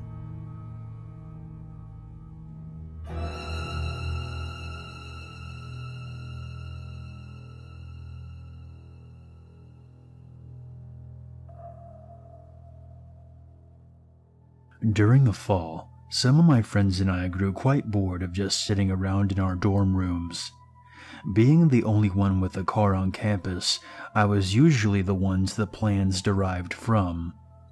Not too far from campus was an old abandoned mental hospital that closed down during the 1980s. I've been there before, and it's nothing really special, your occasional slamming door and asbestos-filled rooms. On this particular night, we all decided to head back to the hospital to see if anything was left unexplored. In the car was my friend Michael, Alex, and my sister Haley. We were your typical rule breakers, thinking that crawling under a metal fence labeled no trespassing was badass. When we arrived, we made sure to park far in the back parking lot and check the charge on our phones. As we were driving in, Michael pointed out a building that we had not been in yet. It was blockaded by a 12-foot fence, so that was probably why. For some reason, that night felt like a good night to be a little riskier. Making our way under a foot of gap beneath the fence, we scanned the area for an entrance. Finding one almost immediately, we continued with our adventure. This building was just like the rest. Low-hanging ceilings, damp rotting paperwork all over the ground. The only difference was the way that we entered was through the basement, rather than the first floor. 45 minutes had passed, and everyone was starting to grow a little more confident, knowing that no danger lurked behind these metal doors. Coming up from the final floor, there was a small hallway with a door which seemed to be slightly cracked open. We made our way to this enormous door and pushed it open, propping it with a chair. Michael was the first to ascend up the stairs, the rest of us following closely behind. There was about 10 stairs, then a platform, a turn, then 10 more. But in the middle of the second set of stairs was a statue. This statue was very out of place and very unsettling to look at. It stood about 4 feet tall and held its hands in a praying manner.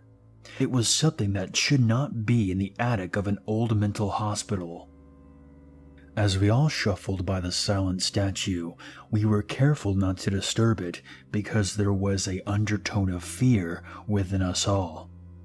Reaching the top of the stairs was when the thought of leaving was agreed upon, because there before us was 50 to 60 religious statues, all standing about 3 to 4 feet tall, and in the same way, looking directly at us. Michael, being the bravest one of us, was the first to take a step into this uncharted territory. As our iPhone flashlights followed his path, we noticed where he was heading. In the far left corner of the attic was a couch. On this couch was blankets, clothes, and water bottles.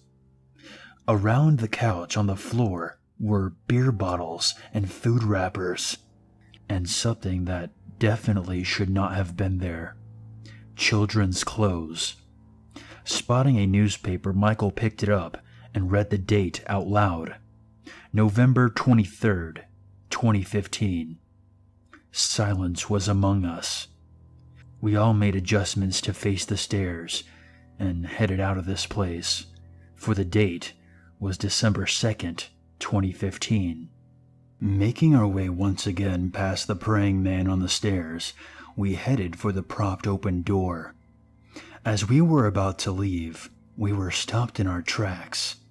There was a sound coming from above us. At first, I could not make it out, but then I quickly noticed that it was the sound of someone walking. This person did not seem to be walking but stomping with every stride. The sounds grew closer and stopped as soon as it hit the top of the second set of stairs. It almost seemed as though whoever it was contemplating their next move.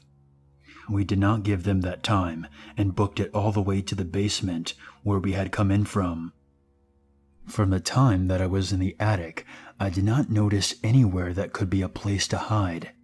For the most part, everything was pretty visible and in the open. The creepiest part to me is that we were in that attic for about 10 minutes. Makes you think that maybe the crazies are closer than we think.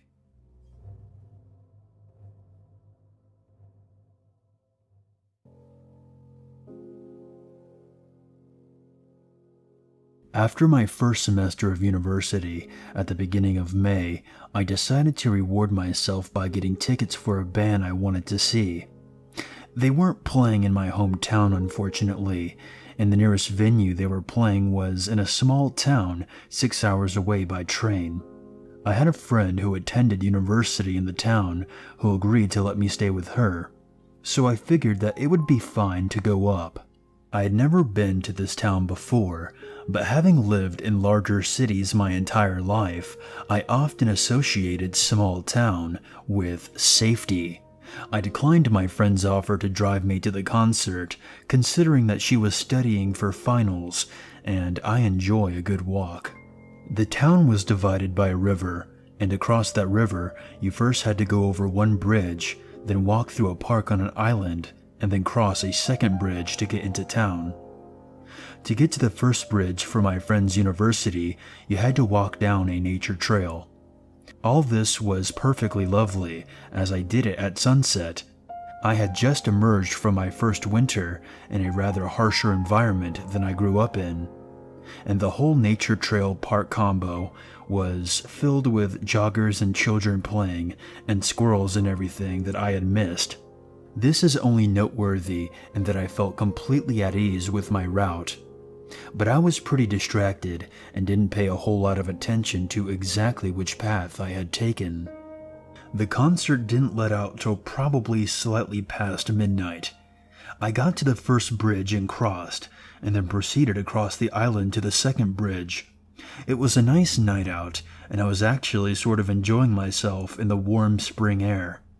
That is, until I got to a hill I didn't remember walking over on the way there. I stopped at the base of it, feeling that something was off, but eventually attributing it to the fact that I had somehow forgotten an entire hill. How funny, I thought as I walked up the mysterious hill. All my thoughts ceased as I got to the top and found myself looking down a path into an empty carnival, and beyond that, the second bridge. A bit of context. I'm a 5'7", 120-pound female, trained as a circus performer pretty much my entire life. This means that whatever extra weight I carry is pretty much all muscle, which serves, if for nothing else, as a boost of confidence. And also, I don't have any sort of fear of carnivals, or clowns or anything like that. But walking over a hill I didn't remember and seeing an entire carnival I didn't remember definitely set me on edge. But I didn't really see any way around it, literally forest on either side. Plus the bridge was right there, and besides, the carnival looked abandoned. So I started off down the other side of the hill into the creepy carnival, maintaining a quick pace, definitely on high alert. I kept my focus mainly on the bridge I was aiming for. I was most of the way through when I saw the people. I saw them from far enough away that I didn't jump, but I did stop dead in my tracks. They seemed pretty normal looking by their clothes, and I was too far away to see their faces. They were sitting in whatever was available, lemonade stands, immobile roller coasters, and picnic tables. I didn't really know what to do about any of it at all, and I'm sure there were much better options available. But in the moment, feeling that I had to do something, I started to walk forward again. And as I did, I made eye contact with the first one of them I saw, and held it as I walked through them. The man I had chosen to look at, I remember very vividly. He looked a lot like I imagined death would look like, a gaunt, drawn-out face with no expression of any type on it, sunken eyes that followed me as the rest of his body stayed perfectly still. From what I could tell, the rest did the same. I was terrified out of my wits, and for some reason, making eye contact with this zombie of a man was the only thing I felt was keeping me safe. I never broke eye contact with him until I reached the second bridge, so far as to opt to walk backwards down the trail. I turned and crossed the bridge at a sprint, and someone shouted from behind me, which only prompted me to run faster. Now I mentioned that the route from the university to the bridge was a nature trail. This meant it had no lights on it and was as black as a void. Trees covering up the moon and making it impossible to see anything. I didn't care. I ran down the trail, tripping over who knows what. Anything to put distance between me and the creepy carnival people. Eventually, I reached a patch of light at the edge of the university and stopped. There wasn't any noise except for crickets and my own frantic breathing. If any had followed me, they had not done so for long. I managed to gather myself enough and remembered that I did in fact have a cell phone, which at that point I used to call my friend to have her meet me at a well-lit spot on campus, populated by studying students. I told her what happened, and her eyes got really wide. As it turned out, unbeknownst to me, there were actually two trails through the park on the island. A north one and a south one. I had taken the north one on the way there, and accidentally taken the south one on the way back. She told me that people never ever passed through the carnival at night, as there were local meth addicts that would hang out there. They were unpredictable at best, and at their worst, well, muggings were the least of it. I had gotten off very lucky. So everything ended up being explainable, but somehow that made it even worse. And my friend offered to drive me to the train station across the river the following evening. I accepted.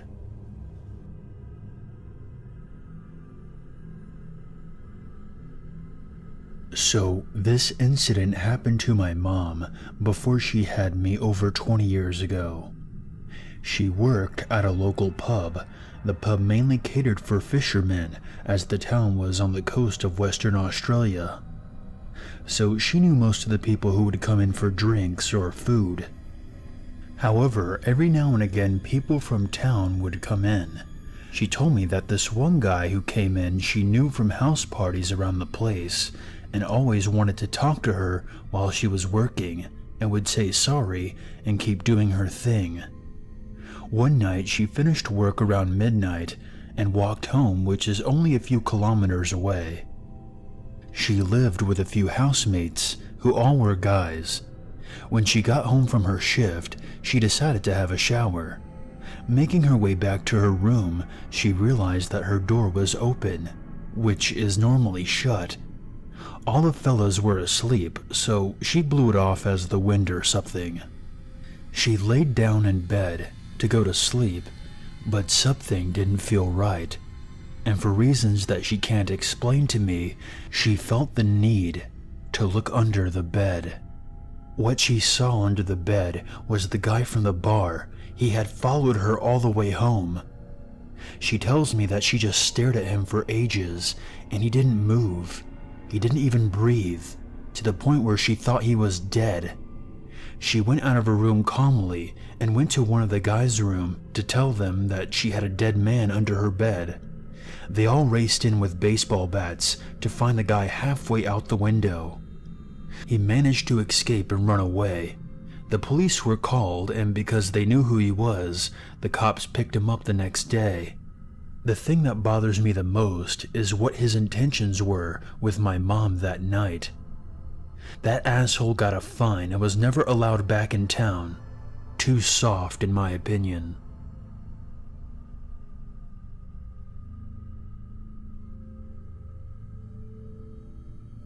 I'm 22 years old, and this incident happened to me a year and a half ago. I just moved into my first apartment and was still in the process of moving in.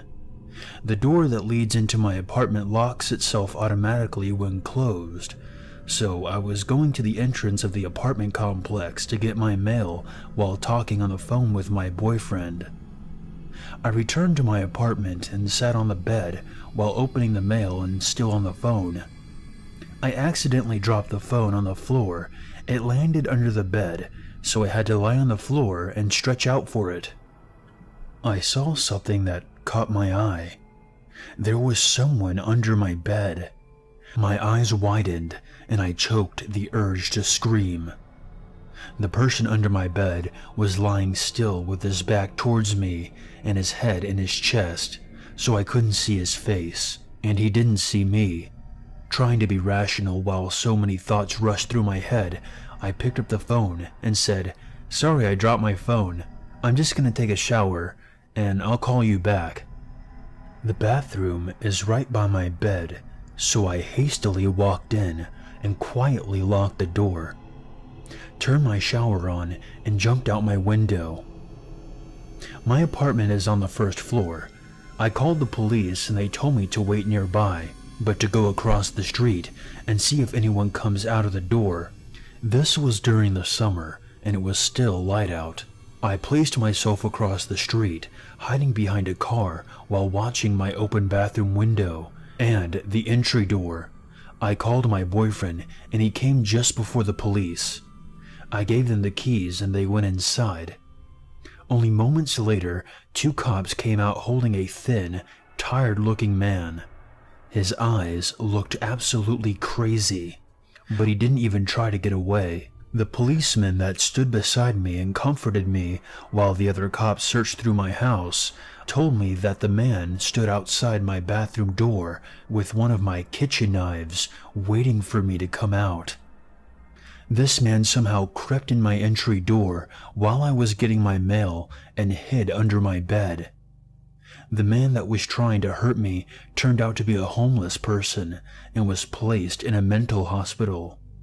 My boyfriend moved in with me the very next day.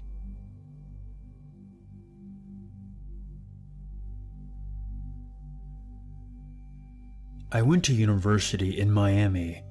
I studied Management Information Systems in Florida International University. Miami is a pretty chill city, one where I thought that stuff like this could never happen. Anyway, to break right into the story, I used to roommate with 2 other dudes about 3 or 4 miles off campus. They were cool, studious, and pretty much really good people, except for roommate number 2, which I will refer to as Will for the sake of this story. He used to be really irresponsible in locking the front door whenever he left in the morning. We told Will time and time again that he had to lock the door. Out of the 3 of us, Will was always the one that left the latest because his classes started sometime after 11 a.m. My other roommate almost religiously left earlier than 11 a.m. every morning and never came back until 4 or 5 p.m. every single day. Anyway, if I remember correctly, it was a Thursday and I had just gotten home around 5:30 p.m. I was exhausted after taking a very complicated math class. I pulled out my key and tried to open the lock, and the door was already open. I cursed under my breath, but fuck it. I was too tired to deal with this shit right now. I make my way into the house and notice none of my other roommates are home yet. I go into my room, drop my bag in the corner, and just collapse on the bed. Now I have this fear of letting my hand hang off the edge of the bed for fear of a rat nibbling on my fingers or a monster ripping my hand off. Lo and behold, this day I just let my hand rest off the end of the bed. I'm kind of letting it dangle and swing a bit, while thinking if I did good on the test that I had taken previously that day, when all of a sudden I brush what can be described as a closely shaven hairbrush. I think, what the fuck? That's weird. Did I leave some sort of shoes under my bed or something? I poke it again and notice that it's kind of fleshy. I try to pinch it and then it just recoiled back. At this point, I noticed that it was something alive. My heart instantly starts racing and I feel like I want to faint. I think it's a dog or a fucking raccoon that crawled through my window. Long before these thoughts pass my head, out comes this crackhead from under the bed, screaming, "No shoot me, please, no shoot me." I flail my hands in the air and ask him what the fuck he's doing here. He screams at me in Spanish. I don't know what he's saying, but I tell him to get the fuck out before I call the police. This dude just shuffles outside, looking all disheveled and dirty. I close the door behind him and try to gather my breath. After some looking around, I noticed that 2 of my watches and my favorite gold rings were gone. I was pretty much pissed and scared for the rest of the day, but mainly grateful that he didn't shoot or stab me.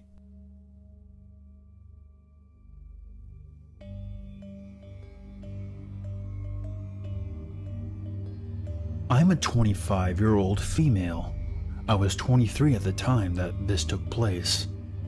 I had been a college student but had to quit due to major surgery on my leg, so I was unemployed and just spent months sitting around recovering. I was finally off crutches but still limping around. I lived, and still live, in an old Victorian 2-story house that is now a duplex. I live on the ground floor, and a middle-aged reclusive woman occupies the whole 2nd floor. There are separate outside entrances. I lived with a male housemate that was also a friend, who was a few years older than me, and was employed as a security guard at a local casino. Our street is known for being seedy and not a good neighborhood, but I've always felt pretty safe and never had much trouble. One night I was home with my roommate and my boyfriend. We were watching movies in the living room that is in front of the house. My roommate's girlfriend came over with a drunk male friend of ours. The male friend sat down to watch movies with us and immediately passed out, and my roommate and his girlfriend went into his bedroom at the back of the house and immediately started having the most insanely loud sex I've ever heard. She always sounded like the trashiest porn star or hooker, and the screaming could be heard from the street outside. A few minutes into their session, my boyfriend and I were still watching movies and heard a loud sound coming from the back of the house. We couldn't distinguish what it was, maybe something getting knocked over, but we figured it was just my roommate and his girlfriend being extremely loud and all over the place. Eventually they finished and the house was quiet again. Our movie ended and we decided to go to bed in my room. My room is in the middle of the house and shares a wall with my roommate's room, and the living room is on the other side. My bed is against the outside wall of my room, parallel to a window that slides up and down. The side and back of our house is pretty high off the ground. Looking out the window, it's a pretty decent drop. Outside my window are vertical and horizontal beams that extend to hold up a little back porch balcony for the lady upstairs. It really ruins the view having beams right there.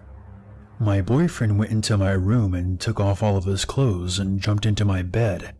I started to take off my clothes, but stopped when I noticed that the screen on my window was missing.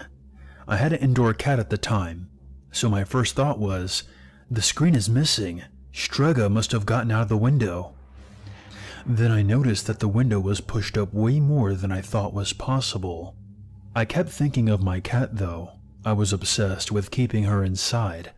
My first thought was to look under the bed and see if maybe she was under there. It was dark and I saw a black mass and reached out to grab her, thankful that she was still inside. The black mass wasn't her. It was a black hoodie, and someone was in it. I had grabbed someone's arm. For some reason, my first thought at the moment was that a friend was playing a prank on me and was probably somebody I knew, so I kinda laughed and said, "Hey, there's someone under here." Then I lowered my face to meet the face of the person and realized that I have never seen this guy's face before in my life. This was not a friend and not a joke. "Hey, I don't know this guy," I said a little less calmly.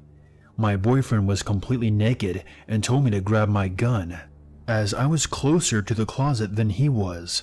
"Stay where you are," he screamed to the mass under the bed. The guy cooperated. I threw my boyfriend a robe and he put it on and jumped out of the bed near the closet where I was. He took the gun and pointed it at the bed and told the guy to come out slowly with his hands up. Since my roommate is a security guard, I ran to wake him up for backup. He rushed into the room and the three of us stood there as a teenage boy wearing a black hoodie came out from under the bed. We were all kind of in shock and started to question the kid, who cooperated with us completely. He was quiet and humble. His eyes shook violently from side to side, as if he was high or something. My roommate shook him down. We emptied his pockets, and he had condoms, lube, porn advertisements from the back of a dirty magazine, the kind where you can call a number and talk to a woman, and some dirty pills that he told us were Vicodin, but they were just actually extra-strength ibuprofen. He also had a pair of my dirty underwear in his pocket, dirty underwear that had my period all over it. That was the most disgusting part. We found an ID on him as well, and a business card for a youth probation officer, so he clearly was a troublemaker. We also found a piece of paper with names and phone numbers that indicated that he lived with his mother in a hotel room in a notorious drug motel that catered to prostitutes and meth. His high school ID was from Hoopa High, and he was clearly from the local Hoopa Native American tribe, or at least part Hoopa Native. When we saw that he had no weapons, we started questioning why he was in my bedroom underneath my bed with all this stuff, and asked him if he realized how serious this was. He quietly replied that he heard sex from the street and thought that he could have some. Basically, he was a horny teenage boy on some sort of drug, riding his bike around at night, and my roommate's trashy girlfriend's sex noises was like a siren song in the night to this kid. He was so overcome by his own horniness that he scaled a scaffolding and beams near my open window and crawled in and under my bed and probably masturbated to what he was hearing in the next room. He probably jizzed on my underwear. He kept apologizing and saying that he was sorry and that he knows that what he did was stupid. I was still shocked and disgusted and wondering if he would have raped me had I been alone. But we all felt a little compassion for this fucked up little kid. His fate was basically in our hands. We debated on whether or not to call the police, and finally decided not to. You can debate me on how wrong I am on that later. We basically lectured him and told him how lucky he was that he crawled into my window and not someone else's, because he would have been shot or called the police and had him arrested, and whatever that he was on probation for would have gotten a lot worse. He kept thanking us and was super humble at that point. My roommate then escorted him out of the front door and took his bike that he left out on the lawn and walked him to his shitty motel and watched him go inside. We kept all of his stuff. He didn't have any money, just the trash and IDs and phone numbers. We made sure to tell him that we had his ID, knew where he lived, had his mom's number and his probation officer's number, and that if we ever saw him on the street again, he would regret it. Our drunk friend and my roommate's girlfriend slept through this entire ordeal. We had to tell them the next morning what had happened while they slept. I know that I'm going to get a lot of shit from you guys for not calling the police, so I'm going to try to explain why we didn't. First of all, if I had been alone without my boyfriend there, I would have definitely called the police after defending myself with my gun. That would have been a completely different situation. In this case, I had my boyfriend in the room and my male roommate, so we had the kid outnumbered. Secondly, as soon as I discovered the kid, he cooperated and showed no signs of aggression or intent to harm. He did everything we told him to. Third, upon searching him, even though he had condoms and lube, which is creepy, he had no weapons. This indicated to us that he had no plans to rape or assault. He probably just really wanted the thrill of masturbating under my bed while listening to the sex taking place in the next room. He wasn't a big guy either. He was a little skinny kid that I could have easily overpowered even with my small frame. From the info that we found on this kid, he was a neglected, horny teenage boy living with a druggy mom in a shitty motel. So yeah, we felt a little sorry for him in the end. The fact that he was a Hoopa native also scared us a bit, because people from Hoopa out here are known for violence and gang activity. That made us realize that though we doubted this kid was violent, it's quite possible his family members are, and either he would get the shit beaten out of him by family, or we would after getting him arrested. In the end, I'm still terrified to keep my window open, but I think that we handled it well without getting the police involved. After talking to the kid, I really think that he was thankful for letting him go with just a lecture. Having a gun pointed at him the whole time probably scared him enough to realize that it was a serious offense that he won't be repeating.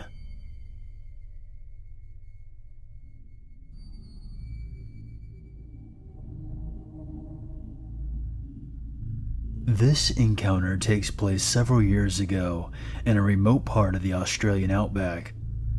For a bit of background, I'm a pretty built 6'2" dude and was around 26 years old at the time. Now on to the story. I was on a road trip with a mate traveling around the central Queensland outback in my old, semi-reliable Nissan X-Trail. We're both science and zoology nerds and heard about this amazing dinosaur trail out this way, which is basically a grouping of 3 areas: Winton, Richmond, and Hughenden. These places have had previous dinosaur bone discoveries, fossils, as well as a seriously awesome dinosaur track with preserved footprints. We were staying at a place 3 hours from Winton for a couple of days, and we were pretty keen to check out this trail. So we made the decision to do the 6-hour round trip in a day. We were pretty ambitious and stupid back then. We left at 9 a.m. the next morning, car packed with lunch, several liters of water, and my trusty GPS, and off we went. It was a long drive, and halfway through, my aircon decided to cark it. If any of you have lived in or have visited Australia in the summer, you would know it's brutally hot. So I'm sure you can imagine the 3-hour trip without AC, with the eventuality of the 6-hour round trip, was hell. To make matters worse, my GPS also stopped working, as the map software did not recognize the area that we were in. Luckily, I had an old map in my back seat, but it was pretty tough to revert back to map reading when you're used to a computer screen telling you where to go, especially given we're talking the Australian outback here, complete with dirt tracks for roads and very limited signage. But I digress. Finally, we make it to the trail and kick around there for a couple of hours. Not gonna lie, it was pretty awesome. Then we decided to make the trip back, as it was starting to get later in the afternoon, and we didn't want to be driving back in the dark. As we were about to leave, this gnarly old guy who appeared to be an employee of the trail company, dressed in all khaki camouflage gear, asked us about where we were from and where we were heading. He gave me the stink eye when I was vague with the details, but my friend told him the name of the town where we were staying. He took a real liking to my friend, and he laughed when we told him about our lengthy journey in. Apparently, we had taken the long route, and there was a much quicker way to get back that would shave about an hour off the trip. We jumped at the directions, which we wrote down. Off we went on our merry way, thinking about how lucky we were to have met this old dude who gave us some sweet intel on a shortcut home. But I can't deny there was definitely a creep vibe coming off him. Based on the directions he gave us, we went winding along several roads in the area I had never been on, and eventually settled straight on this narrow dirt road. We were supposed to reach an intersection after about half an hour, take a right, and continue on that road until we got to a main highway that would take us back. After an hour and a half of driving on this dirt trail, though we still hadn't reached this intersection, I was starting to get freaked out a bit, thinking we'd missed a turn, but my mate was completely chilled out and was sure we would get there eventually. I think he thought I was driving too slowly, but there are kangaroos out there. Man, those things can be seriously dangerous if you hit one. We had been traveling for a while now. It was getting later in the day, and I got to the point where the petrol in the tank was only a quarter full. There were no houses, other roads, or cars in sight, and I was really not comfortable with where this was heading. The middle of nowhere, in a remote area in the wasteland that is the Australian outback. There weren't even any trees, only this dirt road and desolate dry brushland shrubs as far as the eye can see.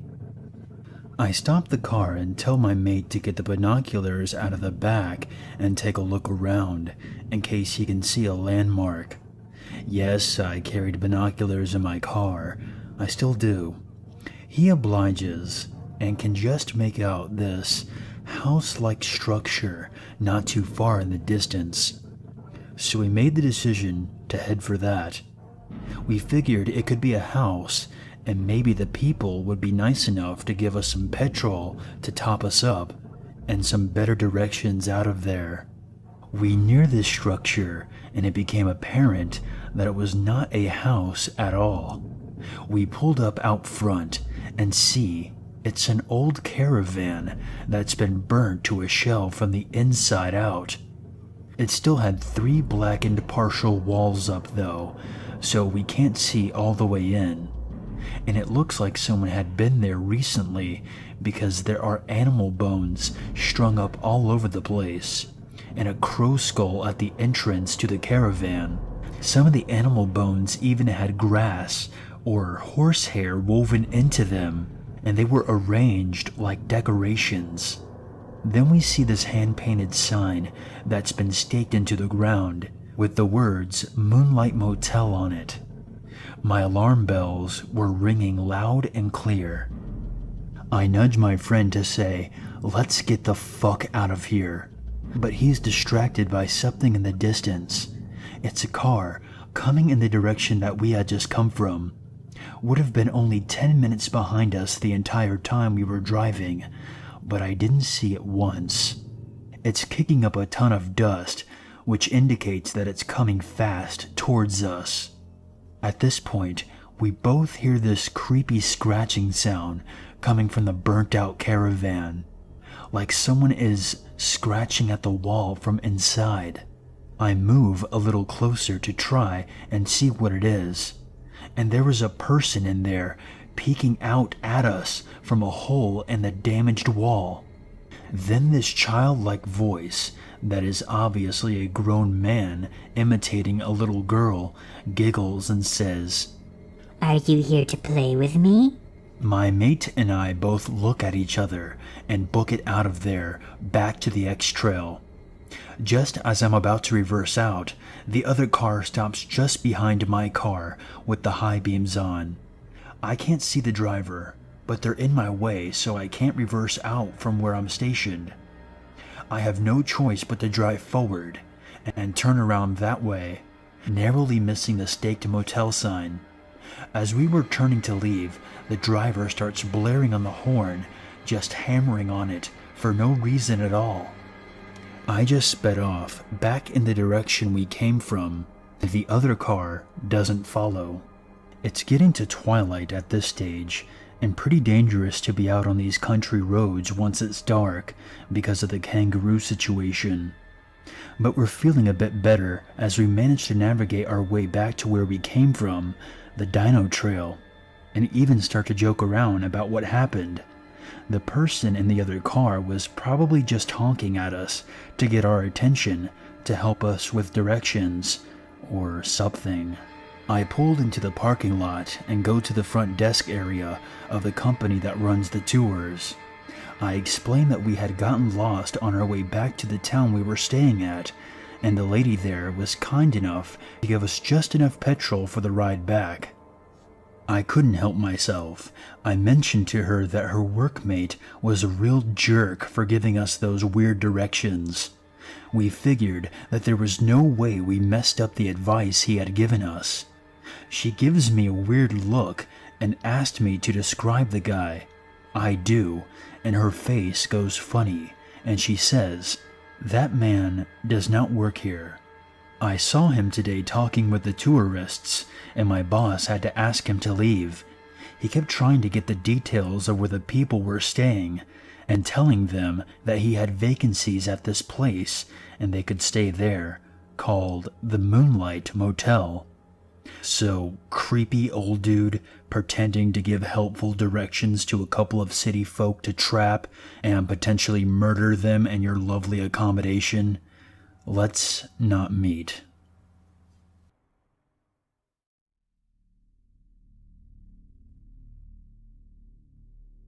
I grew up in Central Texas. This happened at a large lake in South Texas when I was around 20 years old. My family owns a small fishing cabin on this lake. The cabin was very secluded. Myself and a group of 5 other friends had taken to hanging out at the cabin pretty often. The entire lake was very large, 30 square miles, 20,000 surface acres, but our cabin was on the arm of the lake. The water was about 1,500 feet wide from one side to the other of this arm. We also had a pier that jutted out about 100 feet. One morning, I was up very early by myself. I noticed some movement on the other side of the lake. I had binoculars with me and gave it a look. It was a doe and her fawn foraging, but what was at their feet? They were standing in a patch of mushrooms. A friend had just given me a dose of magic mushrooms a couple of months prior for my birthday. It was an amazing experience. There were cattle that grazed across the lake, so I figured it was a possibility that these may be magic as well. For those of you who don't know, this particular fungi grows on cow poop. So, long story short, I paddled over in a kayak, picked a few of them, went back home, researched them, and when I was more than reasonably sure they were the type I wanted, or at least not poison, I tried them. I know, stupid. Yes, I thoroughly cut, cleaned, washed, and disinfected them first. They were the real deal. Soon enough, we were making regular trips to pick shrooms. Eventually, we had so many, we started selling them to others. Just friends, people that we trusted. Eventually, we were going out there every Friday night and picking, partying for the weekend, and heading home Sunday evening. We were making great money and having a lot of fun doing it. I'm not trying to glamorize such activity, and actually, such a lifestyle ended up having big consequences in the end, a story in itself. But we were young and dumb at the time. As time went by and nothing bad happened, we began to feel safer and safer and took less precautions. I should say that this was several years ago, and very few people had cell phones. Myself nor any of my friends owned one, and even if we had, most likely we would not have gotten reception out there in those days. A guy that we had been selling to wanted a large amount. We're talking a couple of pounds dried. So we got into the kayaks and paddled across one night and started hunting. A little dry, so not nearly as many as we sometimes found, in order to fill our request order. In order to fill our order request, we were going to have to venture into new territory. I'll explain. From our pier where we launched the kayaks from, to the left, our arm of the lake continued down another mile, where it eventually became more of a creek. To the right, it jutted out to a peninsula, about a half-mile long, and then circled back around into a cove where you could no longer see it, and then it opened up to the main lake. The beach was clear for about 200 feet, and then it was very thick woods. We cut across the peninsula to get to the beach that was hidden by it. In all the months we had been hunting, we never seen anyone on land, just the occasional fishing boat heading out or coming in. We had been looking on the hidden beach for about 40 minutes when my eye caught a reflection from my light in the woods to my left. "You see that?" I said to my friend. "Yeah, what is that?" We walked into the woods to find two beat-up and severely dilapidated school buses. They looked as if they had been there since Jesus' day, and the woods had sorta just grown in around them. Someone had made a poor attempt to camouflage them with spray paint. I had caught sight of a piece of the reflective tape, surprisingly still a little reflective. My heart was racing, and I was on high alert, but I was also very curious. We walked over and started to peer in the windows, but we couldn't see much because of all the tree sap obscuring our view. About that time, my heart leapt out of my chest as I heard what sounded like a muffled chainsaw starting up near the second school bus. But soon enough we figured out it was just a small diesel generator inside of a Rubbermaid container, buried in the ground, that had automatically kicked on. Still, that was enough to convince me that this place was occupied, or at least maintained. We composed ourselves, laughed a little, and decided to leave. We got back to the beach, cut across the small peninsula, and headed for the cluster of reeds where we had stashed our boats. "Hey man, where's our boat?" my friend asked. I became panic-stricken. He saw another patch of reeds down the beach and seemed relieved, thinking that maybe that was where we left our boats. But I have a famously impeccable sense of direction, and I knew this was the patch. He seemed to fully believe that we would find our boats at the next patch, and just to humor him, and just in case my spidey sense was off tonight, we headed for the next patch about 150 feet away. No boats. Now my friend was freaking as well. Then we heard a disembodied voice coming from the tree line. "I assume you motherfuckers are here to rob me." We look and see a guy in his mid-40s, 6 foot tall, 180 pounds, dressed in army fatigues, BDUs, holding a machete and a billy club. He was quickly and aggressively walking towards us. He shouted, "I got him over here, Ro." The second guy's name or nickname, I assume. Soon enough, a second guy appeared. He was about 18 or 19, and about 6 foot tall, 180 pounds as well. He was also in fatigues.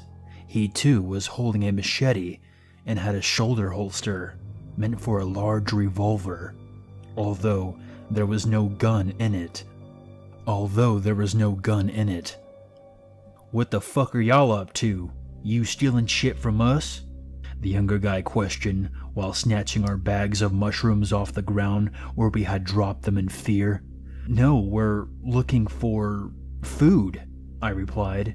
"Bullshit. Them are cow shit shrooms.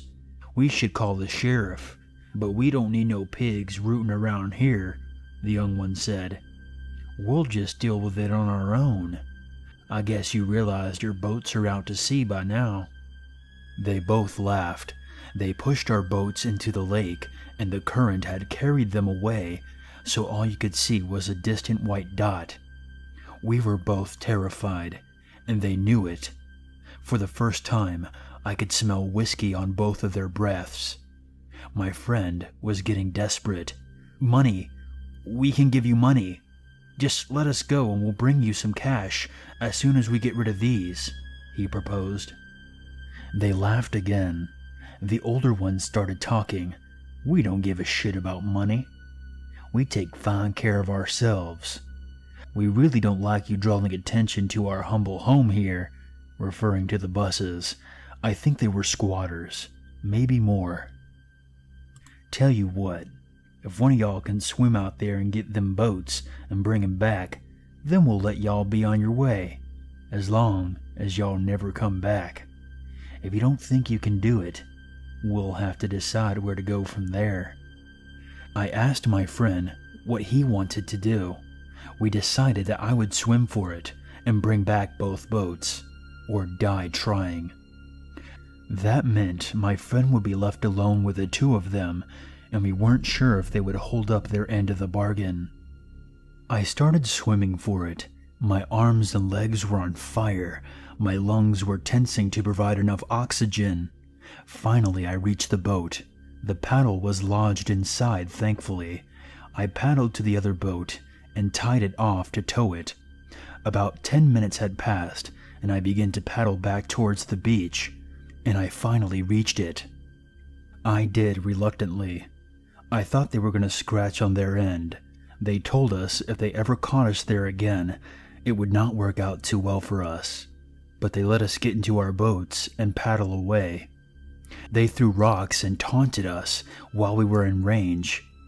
I was half expecting them to wait until we get into deep enough water and start shooting with the missing revolver. Luckily, that never happened. We paddled further down, so they couldn't see what cabin we went to. Obviously, we never went back. So, creepy father-son squatter duo, I know this was our fault, and I take full responsibility, but y'all are still creepy as fuck. How about we never meet again?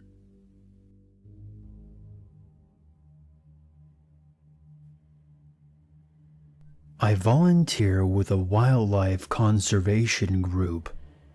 In a nutshell, we patrol some pretty out-of-the-way areas and sometimes stay the night in the forest. In the fall of 2014, I was showing 2 brand new recruits around this really isolated area. We drove in on an old logging trail, and by the time we got there, it was nearing dark. The actual spot I was showing them was about a 20-minute hike. When we eventually got there, one of them, an 18-year-old female, decided to come with me, and the other, a 19-year-old male, stayed in the truck because he said he wasn't comfortable walking through the woods in the dark. This is volunteer, so whatever.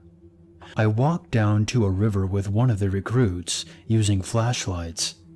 We took a quick look around, and then we got back a little under an hour later.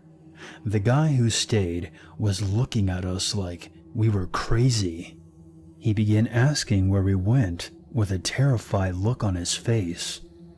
I pointed in the direction where we went, and he said no, and pointed to the other side of the trail.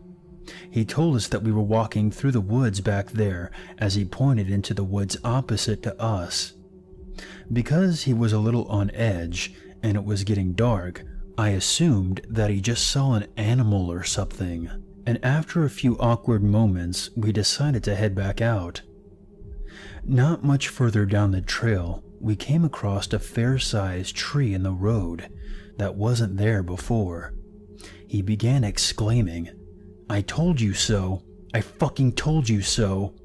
Beginning to feel a little uneasy, I began to slow down and reach for my door handle to get out and take a look at our obstacle. when through the dim light coming from the taillights of our truck, I could clearly see someone jumping from the bush behind us and sprinting for the truck. I began cursing as I hit the gas and ran our truck over the tree, sending everything in the cab flying everywhere. Both rookies were yelling as I sped down the horribly unkept logging trail. Eventually I slowed down and we drove back to the office in complete silence. By the time we got back, it was around 1:30 a.m. I called one of the group managers and explained what had happened. We decided not to call anyone because nothing extremely illegal happened. Nobody was hurt, and it just wasn't worth wasting our resources to go out there for nothing. I was called the next day and informed that both recruits had quit. To this day, I have no idea what that was about. I chose to believe that it was just some late-night logger who was just as surprised as we were.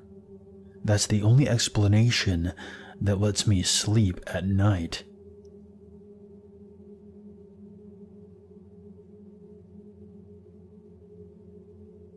When I was 6 years old, my favorite thing to do was explore the woods by my house. I never went into the thicket alone. My friend Ethan liked to join me, but sometimes it was just me and my neighbor Katrina, who was 7 at the time. To get to the woodsy area, you first had to cross a large fallen tree over a small ravine, something that I would never do now, but at that age, I was fearless. My friends and I spent many days daring each other to cross back and forth over the tree without using our arms for balance. On one dreary summer day, I asked Ethan and Katrina to explore with me, but Ethan wasn't feeling too well, so we decided to stay home. Katrina and I set off to the obscure path that led to the fallen tree and spent a couple of hours in the woods. I remember the smell of the woods and the damp, slippery feel of the leaves beneath our feet. It had rained the night before, and the woods were electric with the sounds of birds chirping and water rushing through the ravine. We were entranced. I guess that's why we didn't hear the man approach us. My first thought was to get the hell out of there. I knew all about stranger danger, and I just had this weird feeling about the middle-aged man. Before I could tell Katrina what I was thinking, the man told us that we looked like great explorers and that he could really use our help. He said his puppy ran off into the woods and she wouldn't be able to take care of herself, so it was really important that we find her soon. I hesitated, but Katrina has always had a weakness for puppies, so she agreed to help him look. We set out to look for the missing puppy, but I just kept getting this weird feeling. Every time we walked towards the direction the man came from, he would tell us that he already looked over there and that we should keep to the other side. By that time, I was done. I was ready to nope the fuck out of there, but Katrina would not budge. I told her that I was leaving, and she told me that she was going to stay. I wanted to beg her to come with me, but I decided to leave without her because I couldn't stand being there any longer. I jogged back through the woods, careful not to slip on any of the damp leaves, but the fallen tree was covered in them, so I had to tiptoe my way across. Halfway across, a chill went through my body, leaving a trail of goosebumps on my skin, and I ran.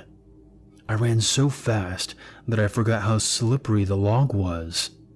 So I didn't realize that I was falling into the ravine until I had already hit the rocky bottom. I heard a loud crack and looked down to see that my femur was broken and sticking through my skin. Things got foggy after that, but I guess I screamed loud enough for the closest neighbors to call 911. I'm just happy that I screamed loud enough to save Katrina. The police and EMTs found me lying in the ravine, crying and grasping at my broken leg. The last thing I remember was pointing towards the woods and telling them to look for Katrina. I woke up the next day with my leg hooked up to the ceiling and traction in a world of pain. My mom was holding my hand, and she said that when I was ready, the police would like to talk to me. I asked if I was in trouble, but she said it wasn't anything like that. They just needed to ask me a few questions. A policeman came in and asked if I had seen a man in the woods before I broke my leg. I recounted the events that happened and asked if they had found Katrina. They had. When I left, the man started asking Katrina about her family and if she had any big scary brothers that would come looking for her if she was out too late. Their conversation was cut off by my screams, and Katrina immediately ran towards the sound. Luckily, the man's reflexes weren't as fast, and though he tried, he never caught up with her. She said that when she looked around at the end of the woods, he was running back into them. She thought that maybe he was going to get help. Turns out, there was no lost puppy. The police never found the creepy man, but they did find a bag hidden in the brushes by where we first spotted him. Inside the bag was some rope, duct tape, and a pair of binoculars. Sometimes I have nightmares about what could have happened that day, and even now I get chills when I go into the woods.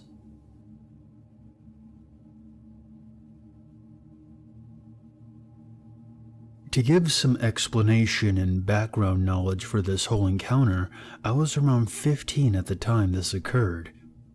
I was camping out in the middle of nowhere with my family and part of my extended family, being my aunt, uncle, and cousins. I was the oldest kid in the RV, so you can probably understand how it felt to have no one else do the stupid crap I did back then with. With a good 2-year gap between me and the inferiors, it was almost like nirvana when I got to the campground and met other teenagers. These were all people we knew fairly well from previous camping trips, so it was considered normal to hit it off with them from the start and act like we've known each other forever within the hour. Now, on to the story. My parents trusted me a lot, no lie. I liked my fun, but I also liked getting home in time for dinner equally as much. So when I was gone for most of the day with other people from the camp, they didn't think much of it. The only rule was that I had to be back at the RV in time to eat dinner, and before 8:30 in the evening. So picture this, a group of 6 teens, all 15 to 16, out in the middle of the woods with no adult supervision for the vast majority of the day. Just a recipe for success right there. On this particular day, we found a neat little deer trail that we hadn't seen in the 2 years we had been out there before. On second thought, though, it didn't really seem like a deer trail. It snaked through a really thick part of the underbrush. Maybe a foot of clear ground, clear of any branches going upwards. It's a really hard thing to pick out of the brush, unless you either were really looking or know where it is already. It was promptly explored, marked with a broken branch outside the entrance, and quickly forgotten. Except I remembered this little special tunnel. That night, while we were all eating dinner, one of the adults proposed that we played manhunt out in the woods at night. Not everyone was totally on board with this idea, but in the grand scheme of the plan, they were all squashed down like autumn leaves. Everyone got a flashlight, and everyone was assigned to a team. For those of you who aren't sure what manhunt is, here's an explanation. Everyone that is playing is given a flashlight. Then we're divided up into 2 groups. It's basically like a glorified flashlight tag, but there's a catch. As you catch people, you have to correctly identify who they are. And if you can, they join forces with the hunters. The last man standing gets a candy bar or something, whatever is being offered as a prize. This is how we played it anyways. For the first round, I get lumped in with the runners, those who are getting chased by the hunters. We get a 5-minute head start to run, climb up a tree, whatever the hell we want to do to evade the hunters. Usually, I'm the one up in the tree, but that never really worked out as the winning spot. So, to try to score a win for once, I decide to play the cat and use one surefire method of escape, and the hiding spot was the rude little path through the thicket. It took most of the head start time to find the damn thing because it was so well hidden and out of the way. As I passed a few hiding spots, I heard hushed, smothered whispering between siblings who were questioning my actions, like a bird's wings rustling when it's fluffing itself. It should be noted that I have bat hearing. My ears are possibly my greatest asset in this game. When I'm just reaching the destination, I hear the short blast of an air horn announcing that 5 minutes are up. I swan dove into this little path in the undergrowth, shuffling on my hands and knees until I'm about halfway in, crouching down like some huge malformed quail.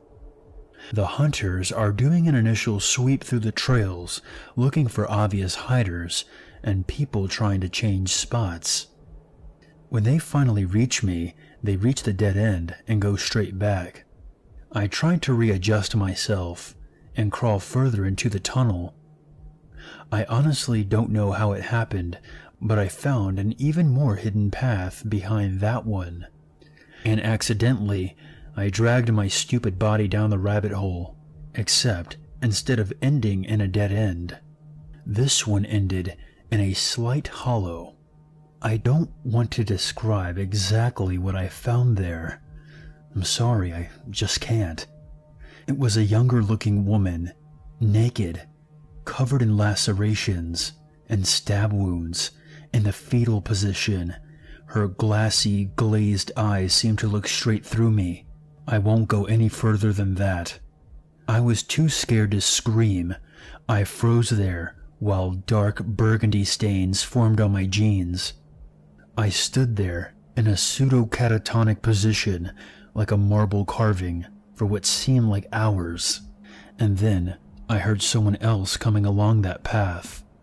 Have you ever been so scared for that one moment, that one insane moment, you truly consider something incredibly stupid as a valuable option to escape? That was one of those moments.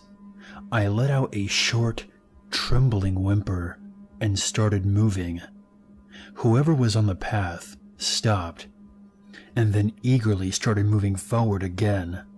I could hear the panting, uneven breaths of a man. It was getting closer and closer to me by the second. By some wondrous, beautiful miracle, he missed the path leading to the brushy hollow. I heard him moving down past the entrance, dragging something clunky and awkward behind him. I heard clinking noises and the occasional effort to silence the small, sharp noises. I heard a low curse somewhere towards the end of the tunnel, and I blasted out of the undergrowth like a bullet forcing its way out of a barrel. Cracks, crashes, and obnoxious rustling was all around me as I heard the man sharply intake a breath and begin to move towards me. The hoarse, deep panting was getting closer and closer to me, a testament of how I was too slow at exiting. Somehow I exploded out of the entrance, got onto my wobbly, half-asleep legs, and started booking it down the trail.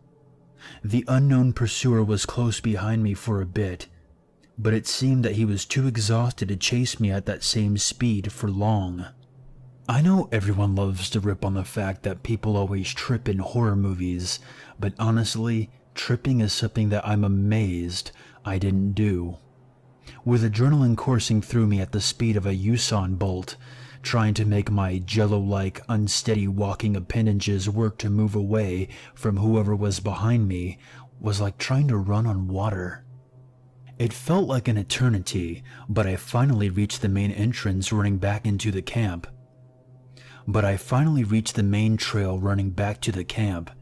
And I sprinted down it screaming bloody murder.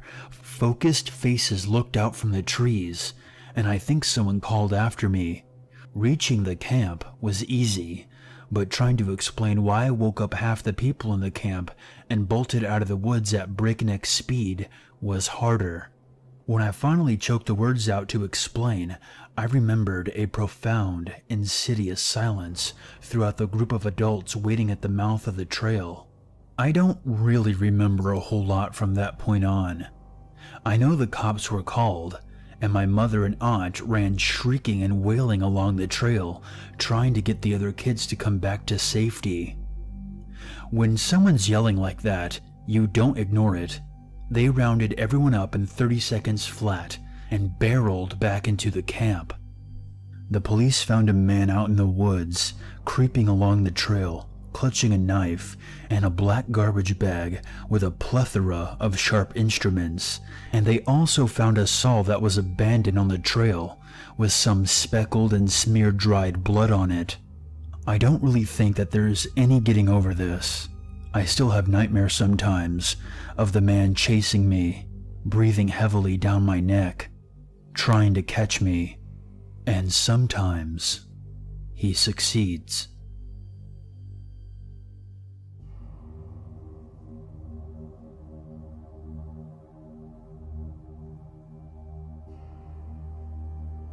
This happened circa 1971 or 1972, when my mother was about 14 or 15 years old.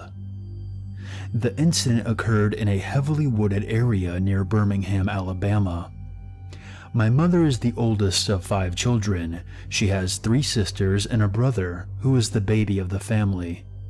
One weekend in the cooler months of the fall, my grandfather decided to take the whole family, my grandmother, my mother, and all the aunts and uncles, so 7 people total, into the woods for target practice with a rifle. My mother grew up quite poor, and they didn't always live in the best of neighborhoods, so my grandfather wanted to teach the kids how to defend themselves with a rifle, if need be. Like I said, it was later in the fall, so the trees were bare and there were lots of leaves on the ground. The wooded area is just off a dirt road, so this was a fairly isolated area that they were in. Since it was so far off the beaten path, my grandfather became startled when he heard a roar of a car engine so deep in the woods. My mother remembers the car being a blue Ford Galaxy, so it kind of looks something like this. Despite the fact that my grandfather had a gun, he totally freaked out and told my grandmother and the kids to hide under a pile of leaves in the woods. He hid with them. The man in the driver's seat got out, dragged a woman's body out of the car, and just dumped her there in the woods and drove away. After my grandfather was sure the man was gone, everyone came out of hiding, and the woman sat up and stared at them straight in the face. My grandfather asked the woman if she needed help. She said no and that she would be fine. She didn't seem to be injured and obviously didn't want help. She hadn't put up a fight with the man when he was dragging her out of the car. She must have known him or something. So my grandfather cut the shooting lesson short and decided to rush the kids home to safety.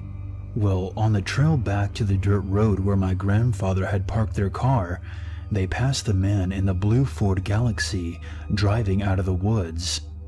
My mom looked over and noticed that he had a huge machete laying across the front seat beside him. My mom looked over and noticed that he had a huge machete laying across the front seat beside him.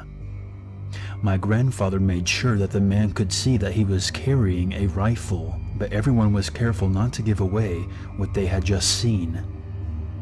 The man struck up a small talk with my grandfather, asked him how he was doing and what they were doing out in the woods. My grandfather explained that he had just taken his family out for some target practice with the rifle. The man told him to have a nice day and continued driving. The next day, my grandfather went back out to that spot in the woods. There was not a body there. However, he did find the woman's wig, her purse, some Kleenex, and a pair of eyeglasses. He collected the items and took them home. According to my grandfather, that area of the woods was known for having shallow graves and being a dumping site for bodies. My mother became hysterical when he walked in the door carrying that stuff. My mother became hysterical when he walked in the door carrying that stuff. She started screaming, "He killed that lady! He killed that lady!" My grandfather ended up taking the items to the police station, but my mom doesn't think anything ever came of it. She never heard anything else about it after that. Well, she did hear one other thing about it. Early the next morning, my grandmother called my mom when she arrived at work. Just before the kids left for school, she told them not to take the bus that day and that she would come home and pick them up and drive them to school. When my mom asked why, my grandmother said, "Because that car is waiting for you at the bus stop."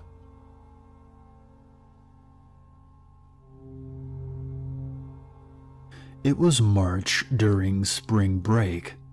I was 16 at the time, and me and about 20 other people went out into the woods in Surrey County and got a cabin on this nice little retreat center. We planned on staying there for 4 days. For a bit more detail, the cabin was surrounded on all sides by woods. To the west of the cabin were some hunting trails and a creepy abandoned trailer next to a small clearing with a single pine in the center. To the east was a large field. At the far end of the field, there is a slope leading down to a beach. When going down the slope to the right, there is an acre of higher elevation, and to the right of that was a valley that could be accessed from the beach. Anyway, on the last night, a group of about 8 of us decided that we would go down to the beach and sit around and sing songs while playing guitars. It was about 11 p.m. and everything was going fine, and then 3 of the guys decided that they would head back to the cabin to go get some food. They had been gone for about 10 minutes before one of the guys got a call from his brother. His reaction to the call made it seem like something had happened or someone was hurt. When he got off the phone, he said, "We all have to leave, right fucking now," in a very hushed and panicky voice. We all asked why he told us that, and apparently, while the others were walking back, they found a rabbit at the top of the trail, and its head had been cut clean off. Not ripped off like an animal's doing, but cut like someone had took a knife to the rabbit. So we automatically thought they have to be fucking with us. We all began to walk back, brandishing the guitar and metal pipe as weapons in case they weren't fucking with us. About halfway up the hill, we hear rustling and twigs snapping to our right where the valley is. It sounded like someone was walking up the side of a very steep slope. We told them to knock it off, and that if it was a joke, it wasn't funny. The movement to the right stopped very suddenly. We kept going once we neared the top of the hill. I turned on my phone's flashlight, and right on the ground in front of me was a rabbit with its head cut clean off. We took off running and heard something coming out of the woods after us. We didn't stop running until we got to the cabin. When we got there, we found all the guys were sitting inside. We locked every door and all the windows.